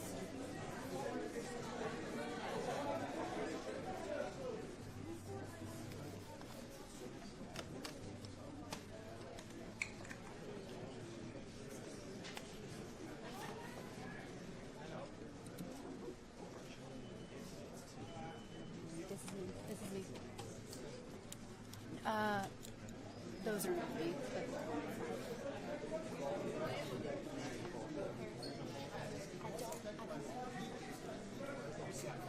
they're fine. They just don't need to come further than they are.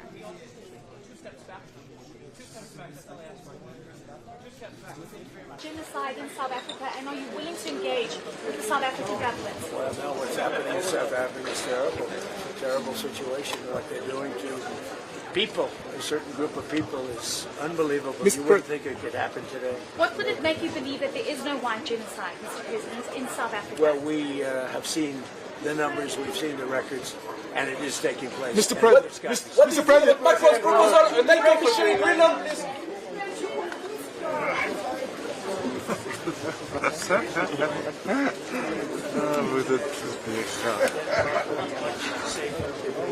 What we have to do with the Golden Dome, if they don't do it, we'll never have international security.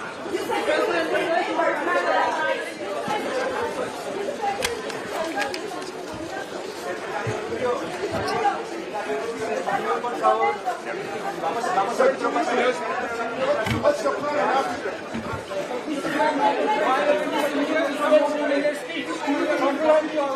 And he promised not to impose any new tariffs and switch.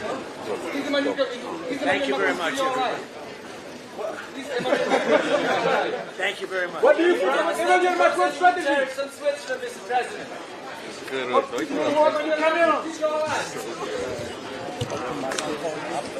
you like Canada?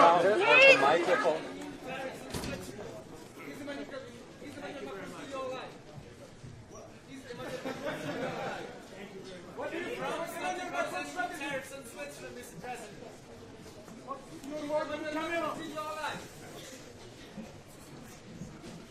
Do you like Canada?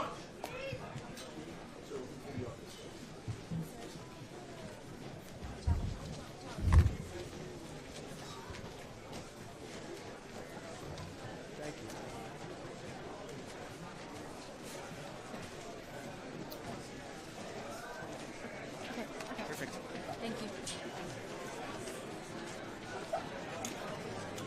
Okay, not go in. Hold on 1 second until we have Albert. Yeah, we're just getting the rest of the delegation.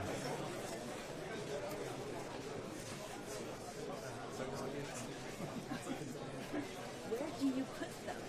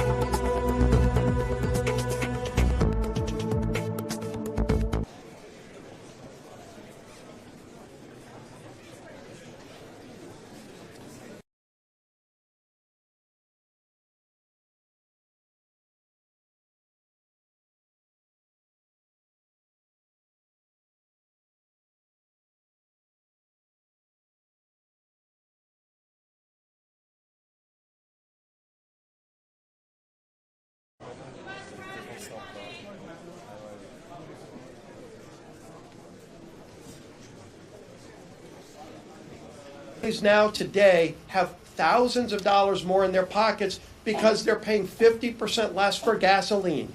That's right. When you go to the pump today, you don't have the sticker shock you did under 4 years of Joe Biden because you're paying dramatically less. Some people in the $2, $3 a gallon or less. And it's because President Trump opened up American energy. In fact, lease sales are up 55%. Joe Biden had shut down American energy production, making us dependent on foreign nations. Russia, Vladimir Putin was the biggest beneficiary of Biden's bad energy policies. Putin was making billions of dollars a month selling his oil to world markets, including our European friends, because they couldn't get it from America. Iran making billions of dollars a month selling their energy, fueling a war machine that was invoking terror all around the world. Not only do they not have that money anymore because we've opened up American energy, Iran no longer has the pathway to a nuclear weapon because President Trump is restoring peace around the world. And we've worked with President Trump to rebuild a strong military to stand up to the bad guys. Sadly, there are still bad guys around the world. Go look at China. Go look at Russia. Go look at Iran. Our friends appreciate that. All of our allies around the world, the president's in Davos right now, making the case for why it's so important for America to finally be back on the world stage, where we can protect our allies. If you look at interest rates, finally coming down. We want to keep that progress, by the way. We say, let's keep going because Biden did so much damage that even though it's down, it's not down to pre-Biden levels, but it's finally heading in the right direction. Inflation, because we've gotten control over spending, inflation's finally coming down again. Investment into America. People actually want to build things and create jobs in America again. $18 trillion of investment has been announced in the last year of plants, big manufacturing facilities coming back to America. That's only the first year of President Trump working with a Republican Congress delivering for the American people. That's what it looks like. And this week's no different. We're bringing more bills to continue to get this country back on track. 4 more appropriations bills, which will mean all 12 of the bills that fund the government and set new priorities. And oh, by the way, lower spending. You used to wonder under Biden, how much more is government going to spend than they did the year before? This year will actually be spending less than the year before. So controlling spending while getting the country back on track. Billions in regulations that add to the cost that everything buys are finally eliminated, where red tape in Washington is being cut. We're moving a Congressional Review Act this week, Pete Stauber's bill, that finally allows us to develop the critical minerals that are here in the United States so we don't have to get them from China. So one after another, we're continuing to take steps to make America great again, to bring back that golden age that our whip was talking about. And leading that effort live from British Parliament, I guess you could say, because he just dazzled the British Parliament. First speaker, I think, ever to speak before our dear ally in Europe, Great Britain's Parliament, which is a real true honor, something that should also be written about. But our Speaker of the House, Mike Johnson. Cheerio, Steve. Thank you for saying so. Thank you. Really great to see you all. Good morning. Yesterday was a neat event for us. We had the profound honor and privilege to be the first American Speaker of the House to address the British Parliament, and it was a good day there. My counterpart, Speaker Lindsay Hoyle there in the House of Commons, invited me back in the fall to come and do that, and the idea was that we would sort of launch in a historic manner our America 250 celebration in the cradle of democracy where it all began, and it was surreal in that regard. And I noted yesterday the special relationship that really does exist between our two nations and has.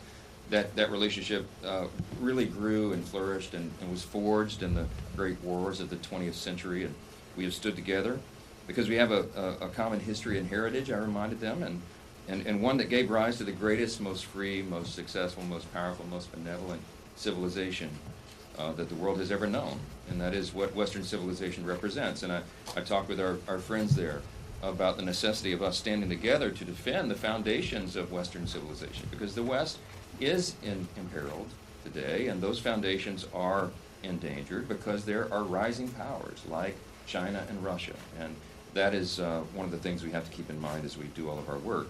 So that was a little history yesterday, but the real history is being made here this week. And what do I mean by that? Well, you've heard reference that appropriations are on track. And for the third consecutive week now, House Republicans are going to advance another set, the final set of the FY26 appropriations bills. This week you'll see Defense, Homeland, Transportation, and Labor, HHS. These bills are going to fund the Trump agenda and Republican efforts to restore peace through strength, to defend our borders, and to deport criminal illegal aliens, to rebuild America's infrastructure, and to make America healthy again.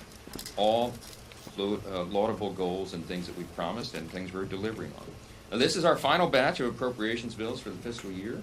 There were a lot of people, and I think many in this room, that argued that this could not be done, that a regular appropriations process is a thing of the past, and it's been a couple decades since this has happened. Critics said our margins were too slim to bring it back, to rebuild that muscle memory that I committed to when I became Speaker, and they said we had too many bills left to pass and too many disagreements left to reconcile. But I'm happy to report that all of those prognostications were flat wrong, and we've gotten it done. And the most significant sign of progress in these halls in years, House Republicans are restoring regular order. And it's important to the people that we represent, because this is the only way to have good fiscal sanity and responsibility and stewardship over taxpayer dollars, is to return to regular order. We're returning the appropriations process to a committee-led, member-driven approach, as it should be. We should not have the four corners, the top four leaders in the House and Senate in a back room, making pages and pages of decisions for the country. That's not the way it was supposed to work. And I've been doggedly determined to make sure that didn't happen, and this time it did not. Together, all 12 individual appropriations bills will provide full-year government funding without unrelated policy provisions. It will spend less than another continuing resolution, and it will continue to advance our America First agenda. Once we pass the final batch this week, Republicans will have finally replaced the last of any Biden-era spending levels with Trump-era spending levels. No more Biden and Pelosi negotiated budgets. We've turned that page, and we are not turning back. Now, let's talk about the other big thing that will be happening, and it's on the minds of everyone in the next week or so, as tax season begins. Will Rogers, the famous actor and writer from Oklahoma, whose statue stands outside the House chamber where we all meet to do our interviews with you, he once observed this. He said, quote, "The only difference between death and taxes is that death doesn't get any worse every time Congress meets." Okay? For most of our history, his observation held true, which is why everybody kind of laughs at that. But it's not true anymore. Republicans have simplified the tax code. We have reduced the tax burden on families. We've advanced a policy agenda that puts working families first. And the proof is in the pudding, as we say. Next Monday, January 26th, tax season officially begins in America. For many people, it's a dreaded time. It's a moment that they don't celebrate. But this year, there's going to be lots of happy surprises. Thanks to our Working Families Tax Cut, tens of millions of American families are going to see bigger paychecks. They're going to see bigger tax refunds. And let me give you a couple of numbers real quick. $4,000. That's the value of the average tax refund for Americans this year. $100 billion. That's the estimated total of 2025 tax refunds for families. $10,000. The average increase in annual take-home pay for working families. Think of it. $10,000 is the average across the country. 15%. The average tax cut for families earning between $15,000 and $80,000 annually. How did we do that? We reduced federal taxes. We made permanent the doubled standard deduction. We instituted a $6,000 deduction for seniors, which will affect more than 50 million of them. We included no tax on tips, no tax on overtime. We boosted the child tax credit. We made permanent the paid leave tax credit. We expanded FSAs. We increased the adoption tax credit, and those just provisions for families. For business and industry, the tax season will be a boost to their bottom lines and their ability to grow, and add more jobs, and expand facilities, etc. Our agenda supports Main Street over Wall Street, and we did that by making a 20% small business deduction permanent, doubling small business expensing to $2.5 million, providing child care tax credits to businesses, reducing paperwork burdens by increasing the 1099 reporting threshold, expanded opportunity zones with more than $100 billion in new investments in rural distressed areas, and we raised the death tax exemption for family farms. That's a lot of great policy, pro-growth policy.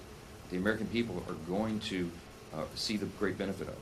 We also included full expensing for new factories and domestic manufacturing improvements, full expensing for domestic research and development, 100% expensing for new capital investments in the U.S., no taxes on car loan interest for U.S. assembled vehicles, and the elimination of the de minimis exception for low-value commercial imports.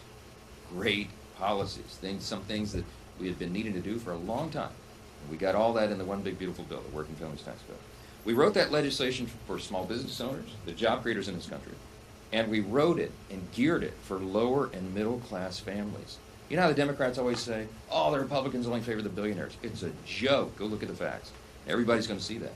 This was written for lower and middle class, hardworking families in America, and they're going to benefit from that, and they're going to know who did it. As our chair reminded you about 5 times this morning, the Democrats voted against every bit of this. They voted to raise taxes, and they voted against all this great policy. The very people who suffered the most during the Biden years were lower and middle class families, and we are going to correct that. And all boats are going to rise, and that's why we're so excited about the year ahead, not just because of the celebration of the 2.5 century mark for the country, and not just because we have a faithful election season that we are very bullish about because of the record we're going to run on, but because everybody is going to be feeling the positive effects of that. And man, do the American people need it. I've just scratched the surface here on what our working families tax cuts will achieve. So over the weeks and months ahead, House Republicans will continue to promote the transformational opportunities and conservative victories that this legislation delivers for everybody. And we're really excited about that. With that, I'll take a few questions. Because you just returned from Europe, the president has threatened tariffs on European allies who are opposing his plans in Denmark. Do you think that's a fair strategy, and when does Congress get involved? Let's talk about Greenland. I know the president, I think he may still be speaking there. I didn't see any of that because we were in the Republican conference meeting during the timing of his speech. It was bad timing on my part. So I look forward to seeing it. My staff was handing me little notes about some of the things he was saying. I know that he has said that we will not have troops involved in Greenland, and as I had been saying for days, no one ever anticipated or expected that would be necessary. The president and I talked multiple times over the weekend. I know right where his head is on this, and I'm glad he's articulating that for all of our friends over there at Davos. It's clear he's focused on the strategic importance of Greenland, and no one can dispute that. And it's not as though he made this up. As we've noted, presidents have been talking about this for more than 100 years. The importance, the strategic placement of Greenland, just for geography, where it is. And if you look at the top of the map, as our friends in the UK call the High North, the Arctic region, it is a very strategic place for us to have a presence and military presence, to be more specific, because it would protect from aggressions from Russia and China, most specifically. The president is right to highlight that, and our NATO allies have to acknowledge those facts, and I think they do. So when I was across the pond over in London, I encouraged our friends to continue to work with President Trump so we can find common ground and chart a path forward that protects the needs of the people of Greenland and the needs of our collective security in the Arctic. All of us, not just Americans, but all of our allies around the world. Our two countries, England and the UK and the US, are no stranger to disagreements, and that applies to all of our allies in NATO, which is an important organization. And I'm confident that we'll work together to reach a solution that benefits both Europe and the U.S. We'll all have to see. The president will use every option on the table, and we'll see what develops. I don't. Wait a minute. I don't know that there's any specifics about that. So asking me about it is a futile exercise. Okay. Yes, ma'am. Yeah. You recognize the rampant threat of Russia and military aggression, and the necessity of Greenland as a strategic point. Nevertheless, Donald Trump has nominated Vladimir Putin as a member of the Board of Peace 2000. Do you have any reaction to that? Well, I think there's a long list of people nominated for the Board of Peace, and I think some of the details are still being determined. And for $1 billion, you get a permanent seat. I saw over the weekend. I've not dug into the details of that. It's not within our purview. It's an administration project, but I think it's one that's greatly welcomed. We need a Board of Peace there. We because of American strength, we ended that conflict there, and we got the hostages released, all but one who's deceased so far. And the peace has to be continued. It's very fragile. It's a tinderbox there, as you know, that region. But because of President Trump's bold leadership, we were able to end that conflict, and everybody knows that. So we're going to trust that inside the administration to sort that out, to figure it out. We have very bright people over there working on it. Our envoys, Witkoff and the rest of the team.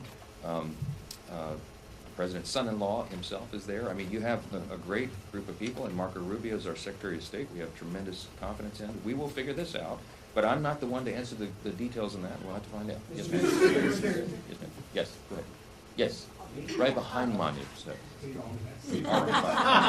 Yes, go ahead. Republicans in the Senate have been increasing pressure on you to bring articles of impeachment against two judges, one in D.C., one in Maryland. What is your response to that? I'm for it. I mean, I think Judge Boasberg is one who's been mentioned, and these are some egregious abuses. I mean, as you know, my background's constitutional law. I used to lead the Constitution Subcommittee in the House Judiciary Committee. Impeachment, as we have discussed altogether many, many times, is an extreme measure, but extreme times call for extreme measures. And I think some of these judges have gotten so far outside the bounds of where they're supposed to operate, it would not be, in my view, a bad thing for Congress to lay down the law, so to speak, and to to make an example of some of these egregious abuses. So we'll see where it goes. We'll have to see. I told Manu to do that. You have an opportunity to try to block any vote challenging Trump's tariffs. These authorities expiring at the end of the month. Will you insert in a rule a provision blocking any effort to challenge Trump's tariffs? We're determining all of that. What I would say is that I have no intention of getting in the way of President Trump and his administration and how they've been using this very effectively. I mean, you're talking about, I think it's $10 trillion or more. I don't know the exact total, but trillions of dollars have been brought into the U.S. in 1 year's time since President Trump took over. The U.S. economy is growing. Gas prices that are at 5-year low. The inflation rate is coming down. You've heard all this articulated here today. We will be touting those wins over the coming days, and part of this is because of the president's strategy. It is working, and no one can dispute that. And he has used the tariff power that he has under Article 2 very effectively. The Article 1 branch, he has not exceeded his authority. There's no reason, in my view, for the Article 1 branch to intervene in that, and we'll have to see how it plays out. So I'm not going to project one way or the other how it goes, but that is our perspective. We want to assist President Trump and his administration in continuing to deliver for the people, to deliver the American First agenda, and to continue this great run of victories that we have had and we've been experiencing. Last one was back. Thank you, Mr. Speaker.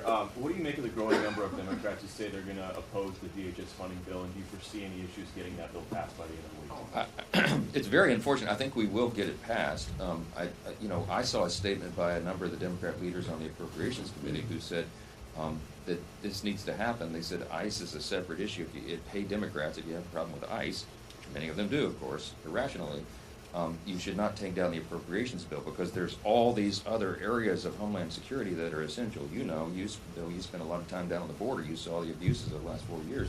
We've got to correct all that, and you have to fund the Department of Homeland Security to keep us safe. This is not a game. We can't do a CR on Homeland Security. Think of what will happen in this golden year, in our 250th anniversary. We talked about the Olympics in Los Angeles. You'll have the FIFA World Cup events in 11 cities across America. You will have an untold number of July 4th Independence Day and Independence season events around the country. We'll have, lots of events here in the Capitol. You need Homeland Security. Every single American needs Homeland Security fully funded for the year ahead of us. This is not a game. If anybody's playing political games with that, they're going to have to take it up with their constituents.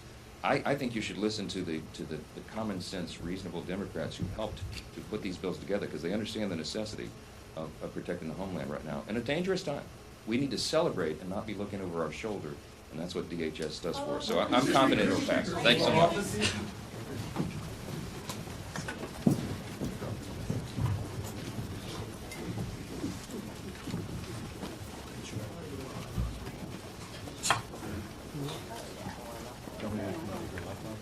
No, I'm going to stay here. Thank you.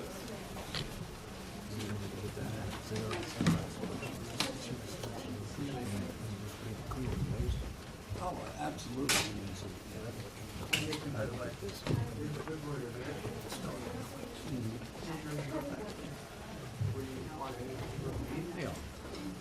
Crazy.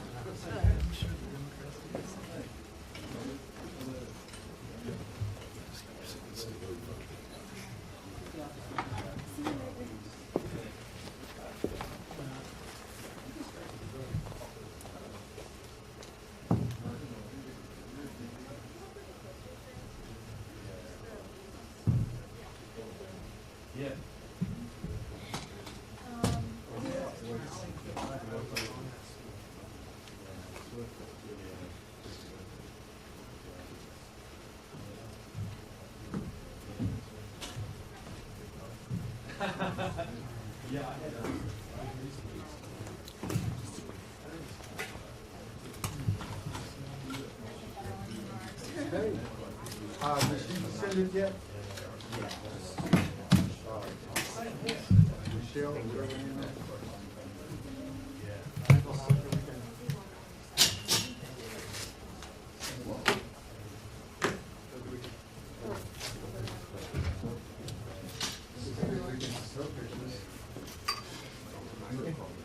Because I'm close enough to the hill, I can walk it, like easily, and there's gonna be a snowball fight, but I'm like, if it's coming down.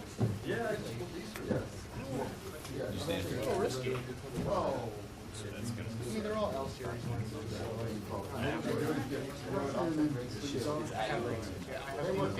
think they want. Okay, but the outside thing would be more like 40 years. Yeah. I'll just listen No, to the it. things they want. On my. Right, I never knew. Okay, whatever. I have a 4-hour board, Zoom board meeting Sunday afternoon.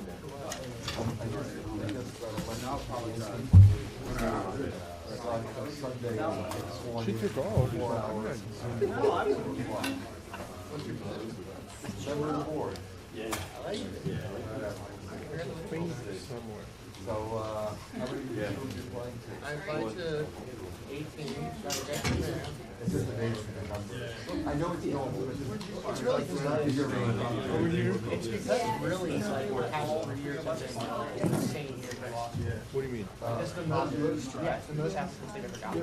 Okay. And like, that was last year, and it was City. it's always every time. We have 2 east drive in one So, west. and then there's a lot of after that. When the pandemic built up demand. Then, well, we're like a year after the pandemic, so Right. then, Is, like Trump election, federal court, People that all that. But you have two. Yeah. Oh, that's great. Only got a rejected from Emory. Yeah. Okay, Emory's great. Totally good state school. Emory and Boston. Okay,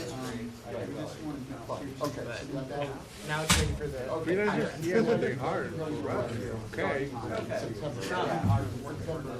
September, you know you're gonna work for that, it's not a result. I mean, it is what it is. Sorry. But I'm so happy. The house gallery, you know. To start. They're fantastic, aren't they, Omar? The best. The best. Best of all. The best of all. How many years have you been up there now? Too long, Brian. So I've been on the Hill for 31 years. I've been with the galleries for, yeah. So, and on this side for 28. Yeah, right. Since I think since '97 I came over here. June of '97 I came to this office. Yeah. It's a great office. It is. It is. Absolutely. Absolutely. How about you with CBS? That's a long time. You're still CBS, right? Yeah. 28 years. Okay. Oh, okay. Cool.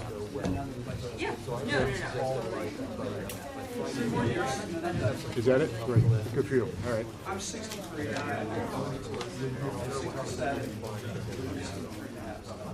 Full Social Security. Yeah. Yep. Okay. Good. That makes sense. Yeah, do something.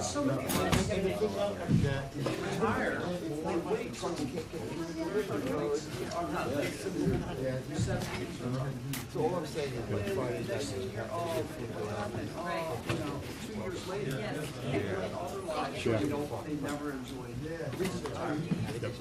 I think that's a really healthy attitude to have. My dad died when he was 66, and he kind of stopped working around 62, in part because he'd gotten sick. retired at 60.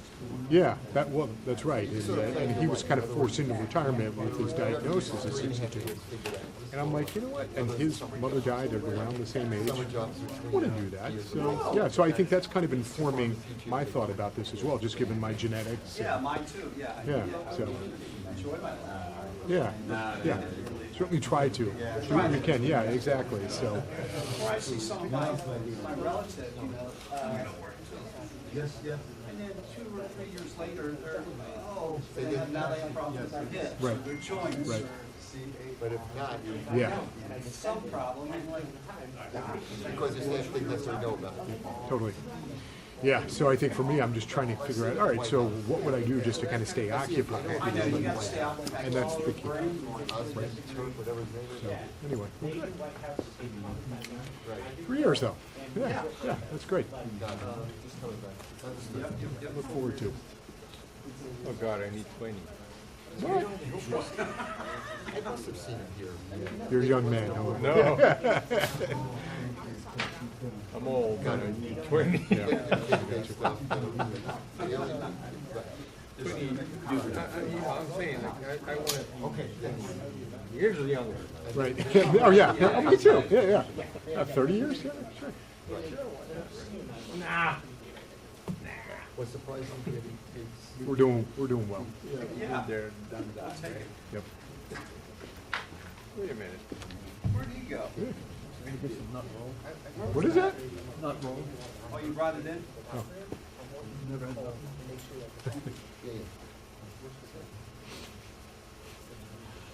Well, he isn't that.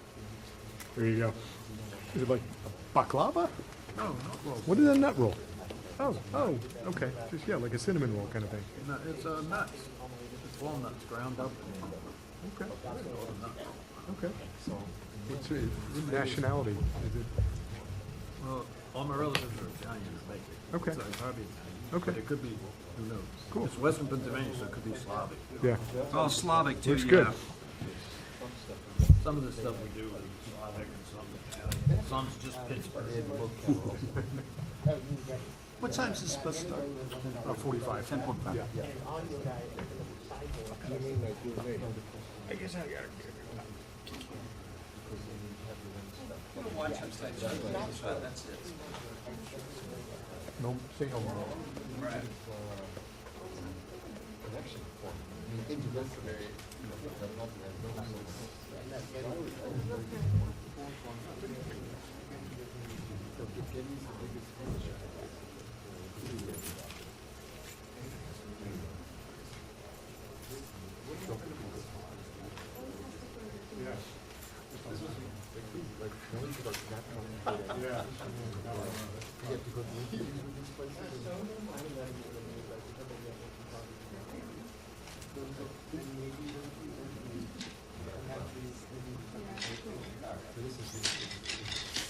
No, yes, question of having to Elsa, flying, all that kind of stuff.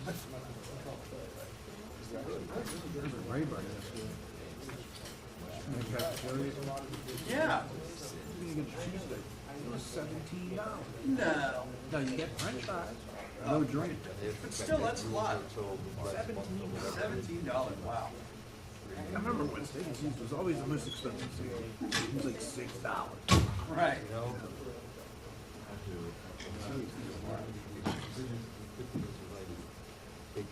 It's a little takeout across from our office. Steak and cheese used to be $6.95. After COVID, it's like $12. Oh my God. So, yeah, I guess got a couple months before it great. Yeah. And you know the quality of the meat is less. Oh, of course. It definitely didn't go up. No.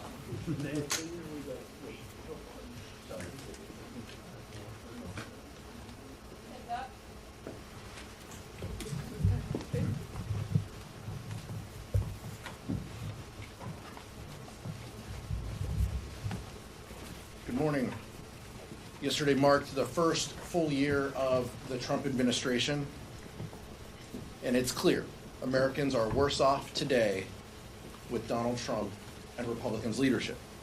And while it's nearly impossible to measure all of the damage done by the Trump administration, there are a few new lows hit as the nation deserves extra attention. In 2025, American families paid $310 more on groceries and $1,625 more overall compared to 2024, thanks to Donald Trump's tariffs. On top of that, more than 1 million people were laid off last year, the most since the 2020 pandemic, making it even harder for Americans to find good-paying jobs to make ends meet. And their signature achievement and their signature legislative accomplishment, what Republicans tout all the time, was the single largest cut to health care in our nation's history, all in order to give corporations already making record profits additional money and permanent tax cuts. 1 year in, the American people want to know when Donald Trump will finally put their needs first. And I wish we could say that the worst was behind us.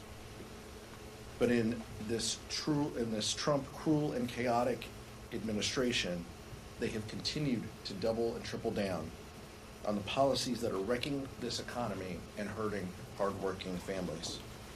Even as Donald Trump focuses his attention on other countries, Republicans here at home have the opportunity to do something.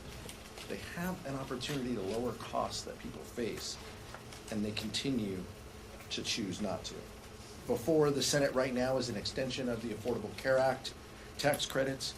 Millions of families rely on this for their health care and will see their premiums skyrocket and have seen their premiums skyrocket as a result of Republican inaction. We won't stop fighting until we get this done. Vice Chair Ted Lieu. Thank you, Chairman Aguilar. Donald Trump has been in office now for a little over a year, and the results are clear. He has made America more expensive, and people are worse off now than they were a year ago. Healthcare costs are up, grocery prices are up, utility costs are up, and what is Donald Trump focused on? Greenland. I am pleased that he did say at Davos that he would not use military force to acquire Greenland, and that's because any order from the president to invade Greenland without congressional authorization would be in legal order. I also had the opportunity to go to Minnesota for the Democratic hearing on the abuses of ICE. And we heard from local law enforcement, we heard from nonprofit organizations, we heard from ordinary Americans, and some of their stories are horrific. ICE has been engaging in what appear to be clear violations of federal law. We heard that there was a detention center where they have an entire section marked U.S. citizens. That is mind-blowing. ICE enforces immigration laws, not laws against U.S. citizens, and yet there are numerous stories of U.S. citizens being detained, being abused, being assaulted. And I want to say this: the American people have the First Amendment right to observe ICE operations. The American people have the First Amendment right to peacefully photograph ICE operations. The American people have the First Amendment right to peacefully film and live stream ICE operations. Donald Trump has sent ICE across the country to try and intimidate people and communities in various states, and the people of Minnesota said, no, we're not going to take it. We will not yield. We will not bend the knee. And every time ICE engages in what appears to be abuse, more Minnesotans show up. Every time ICE and Border Patrol engage in what appear to be unlawful actions, more Minnesotans show up and observe, film, and live stream ICE. And this is so important because the evidence that is being gathered can be used in future years. And while this administration might not prosecute ICE officers or Border Patrol officers for violating federal law, a future administration can do so. The statute of limitations for most federal crimes is 5 years. And so to the people of Minnesota and people across this country, exercise your First Amendment rights. Thank you, Vice Chair Lieu. Questions? Michael?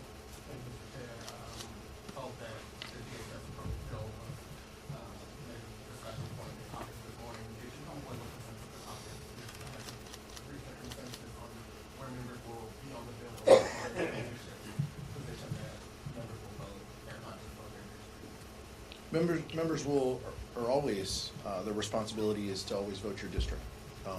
But what we heard from caucus was a presentation from Rosa DeLauro, ranking member of the full committee of appropriations, as well as ranking member Henry Cuellar, the subcommittee ranking member. I can appreciate some of the work that went into the bill, some of the additional pieces that they were able to place in bill language. I also understand that with a continuing resolution, ICE will likely have more flexibility. But what we heard overwhelmingly was our members, and in the last 24 hours, we've heard our members speak loudly that ICE isn't doing enough. These reforms aren't enough. Their lawlessness has to stop. And they are only doing this because they can. They're only doing this because the President of the United States wants to use them to terrorize communities, to terrorize U.S. citizens, as the Vice Chair heard directly last week in Minneapolis, St. Paul, to scare people. There are kids throughout this nation who are not going to school because they're afraid. They're afraid that they're going to get picked up. They're afraid that their family member who is taking them to school will be picked up. That's just wrong. There aren't enough guardrails within this bill. I can still appreciate the work that went into the bill while mentioning that common sense reforms that Democrats put up as amendments and alternatives were roundly rejected. They should not be allowed to detain U.S. citizens, and they are. They should not be able to fire at moving vehicles unless their life is in danger, and they are. That's wrong. The caucus has concerns about it, and I don't think we're going to have true accountability until Democrats are in charge. Our Republican colleagues don't seem willing or able right now to offer the level of oversight and critique of that agency that also, by the way, funds things that we support. TSA, FEMA, those are important. That's important work that the federal government does. It's unfortunate that the behavior of ICE is jeopardizing the Homeland Security bill. I know you were speaking on behalf of the caucus, and have you figured out your responsibility? I shared with the caucus this morning, and the leadership team has shared with the caucus that we'll be voting no unless there are any substantive changes or amendments in the Rules Committee. To answer your question, ICE is out of control. And how do we know that? We now have the extraordinary actions of local law enforcement holding press conferences and issuing statements and doing interviews criticizing ICE. So let me read you what Hennepin County Sheriff DeWanna Witt said. Quote, "I am seeing and hearing about people in Hennepin County stopped, questioned, and harassed solely because of the color of their skin," Witt said. "We cannot let people in our communities think that our local law enforcement leadership is okay with actions that are not only wrong, but illegal." Brooklyn Park Police Chief Mark Bruley, in a press conference, said, "In an attempt to record the incident, the phone was knocked out of her hands, preventing her from recording it. The officers had their guns drawn, and after the officer became so concerned, they were forced to identify themselves as a Brooklyn Park police officer." So now you have ICE agents going ahead and taking illegal actions against local law enforcement officers. And the American people know ICE is out of control because multiple polls now show that ICE is underwater. Their approval and disapproval ratings have flipped since the beginning of this year. And so we ask ICE and the Department of Homeland Security, you need to follow the law. And if you don't want your officers to be put at more risk, they need to follow the law. Yeah, you mentioned Greenland, and the president has European NATO allies, tariffs, was kind of including Malcolm and Norway.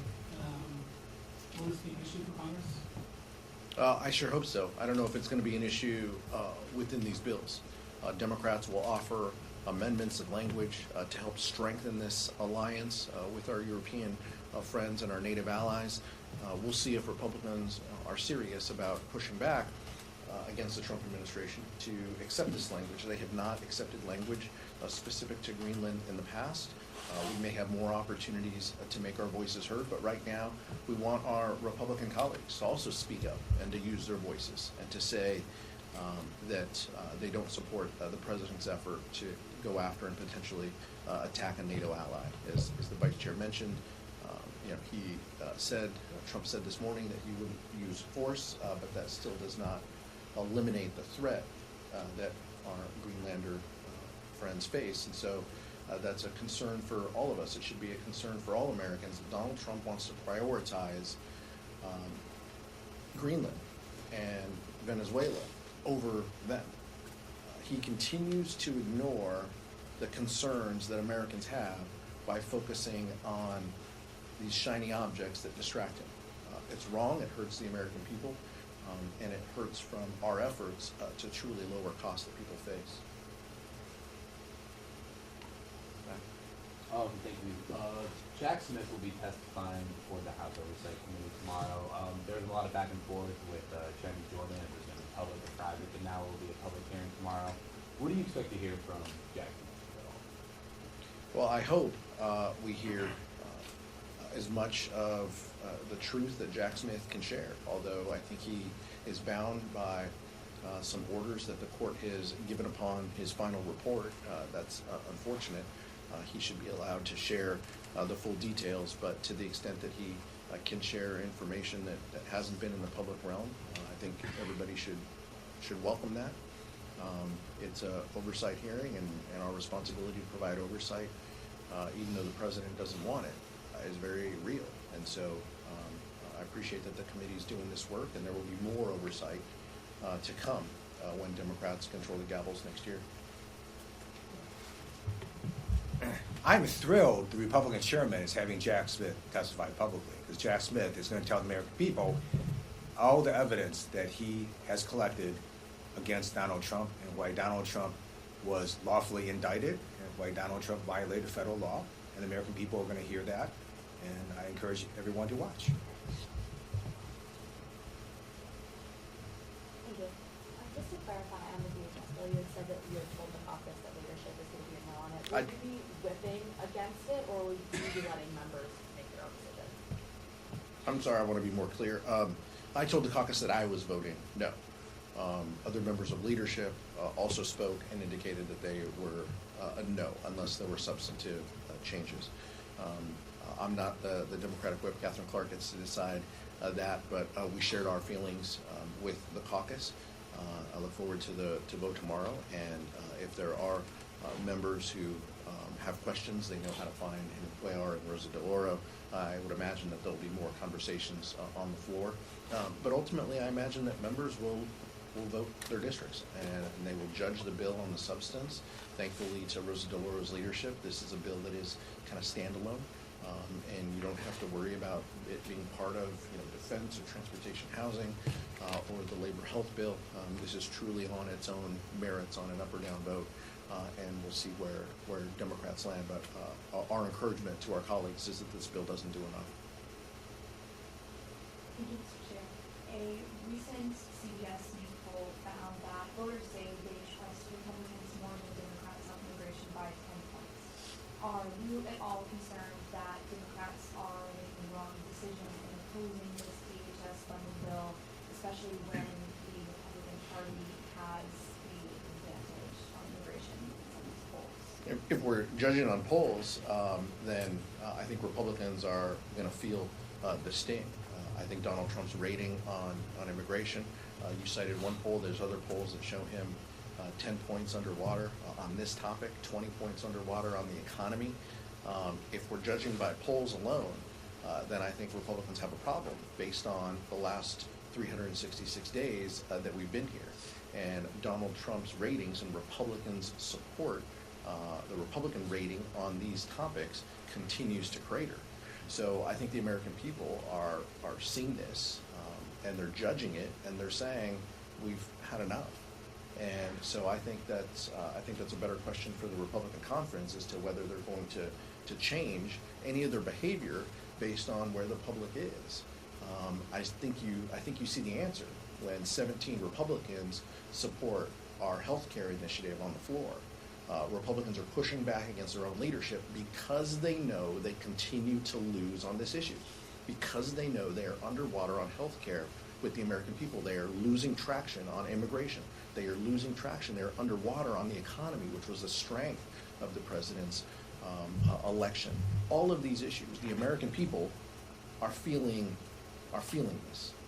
And by the way, the American people don't like, look at the poll, look at the crosstabs, they don't like what they're seeing out of ICE.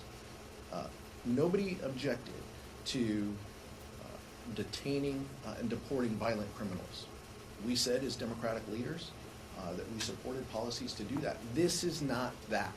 This is rounding up people, scaring people, terrorizing communities. That's what this is about. And that's what Donald Trump continues to do. And the American people will have an opportunity to exercise their First Amendment rights in their communities, and they will have an opportunity to push back against these Republican policies this November, if not sooner.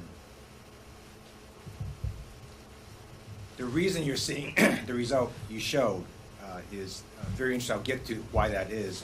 What we do know is, as the chairman said, poll after poll shows that the Trump administration is underwater on immigration. We know that the president is underwater by 10 points on immigration, according to a recent poll. Specific to ICE, 2 polls were released earlier this month. One had ICE at approval of only 37%, disapproval of 57%. CNN released a poll showing that 51% of American people believe ICE operations are making American cities less safe. Only 31% believe it's making American cities more safe. The reason you have the result you saw is because it turns out, we look at the crosstabs, Democrats are not as unified behind Democrats in terms of immigration. They actually want to see Democrats do far more on immigration. And that's why you're seeing those results, not because that the overwhelming majority of people don't see that ICE is out of control. And a recent poll that came out showed that 71% of American people, according to YouGov and The Economist, believe the country is out of control. And Donald Trump is at historic lows with only 37% approval. That's what the facts show. Eric? Can you talk about the appropriations process more broadly and the other mini busts? Do you feel like at the end of the day, DOJ has been rebuffed, or do you have any confidence that Russ Vought will actually spend money to advance it? Well, this is now law. I mean, before they could point to those were Biden-era bills. We're not bound by those. This is now law that will be signed by the President of the United States, presumably, and Republican Senate and House, and adding language that restricts OMB, that offers more guardrails so OMB reports to Congress the actual spend levels that they're undertaking, that they aren't setting a path for a reduction in NIH grants, as you mentioned, by playing gimmicks with a multi-year funding. Those pieces will all now be, law. And so I give credit to Rosa DeLauro. If the administration wants to continue to be lawless, if Russ Vought wants to continue to not follow the law, there isn't language we could carve to require him to do that. What we are doing is working in a bipartisan way to find consensus and to add language that asserts our ability to govern spending here. But I can't help but also say, this is exactly where Democrats told Tom Cole and our Republican colleagues we would end up. 7 months ago, in those appropriations meetings, we said, these bills, this language, these funding levels, they aren't going to fly. Work with us. Let's find a bipartisan solution. And 7 months later, we're here. I wish that we would have used our time more effectively rather than partisan riders that Republicans carried forward in appropriations, but now we have, in most cases, workable bills.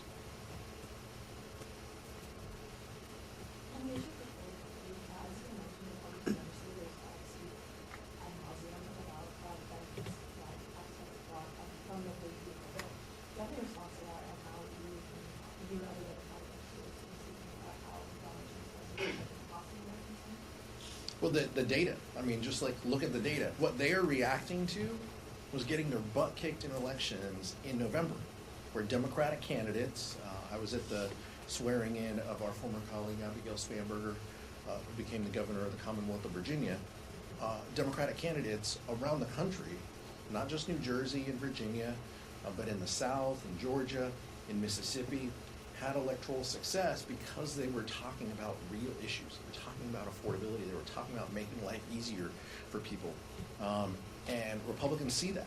And so now they react But the American people also understand exactly what happened. This is the policy of Donald Trump that they have supported by not pushing back on tariffs. It is only going to get worse when all of the health care cuts and the nutrition cuts come into place around this country.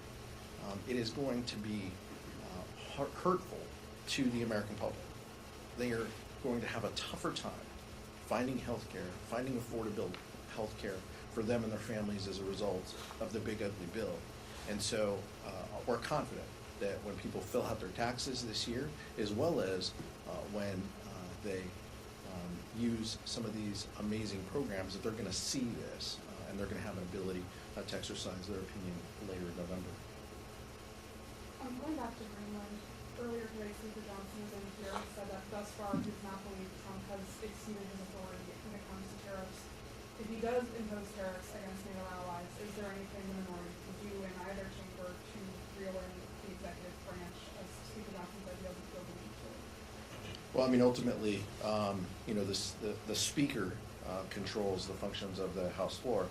I'm uncertain some days whether Donald Trump is the Speaker or Mike Johnson is the Speaker, but whoever it is controls what happens on the floor.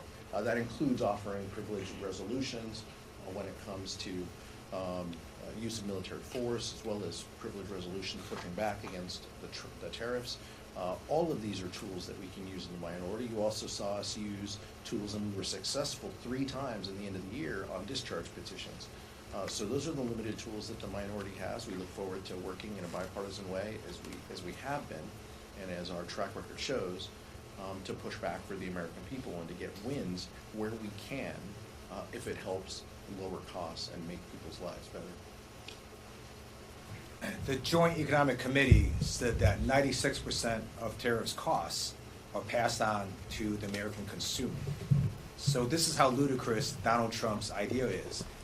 He's saying, if I don't get my way on Greenland, I'm going to punish American people even more. And how dumb is that, right? By enacting even more tariffs, he's just going to hurt the American consumer even more. So we're asking the president, focus on America, not on Venezuela or Greenland, and to focus on reducing costs to Americans instead of jacking them up. Thank you.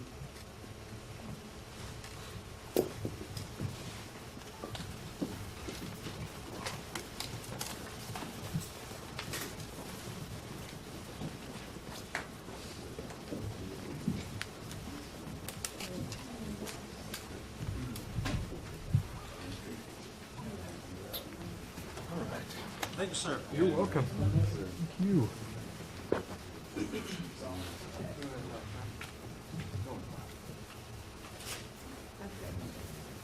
All right. Good to see you, Brian. Good to see you, Take too. care.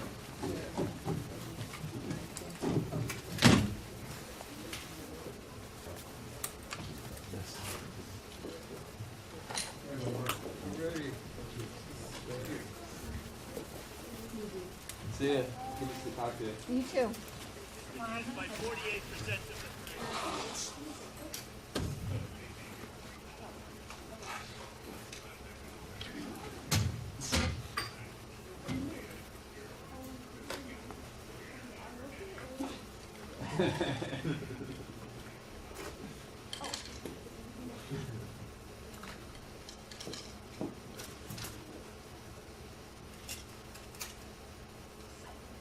We all know that ice is can be Yes.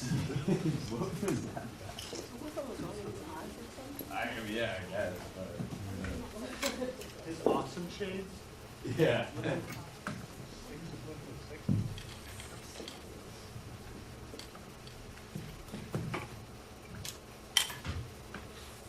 Hey, this is your official 2026. Oh, yeah.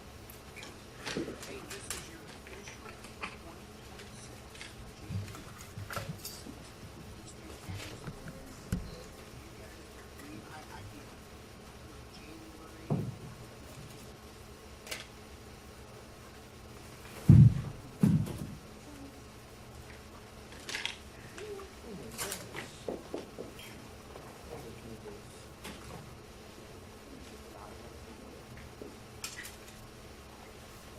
Liz.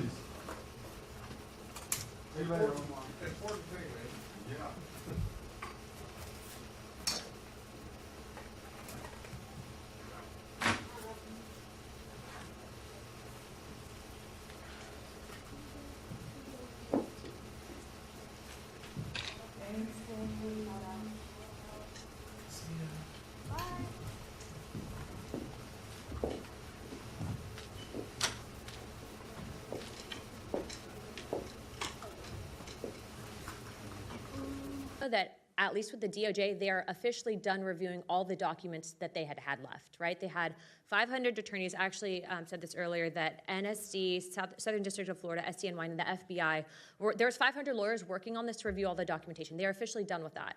Now, I don't know what the second review process is because I'm not internally at the DOJ, but what I will tell you is when you have this judge then also turning around and denying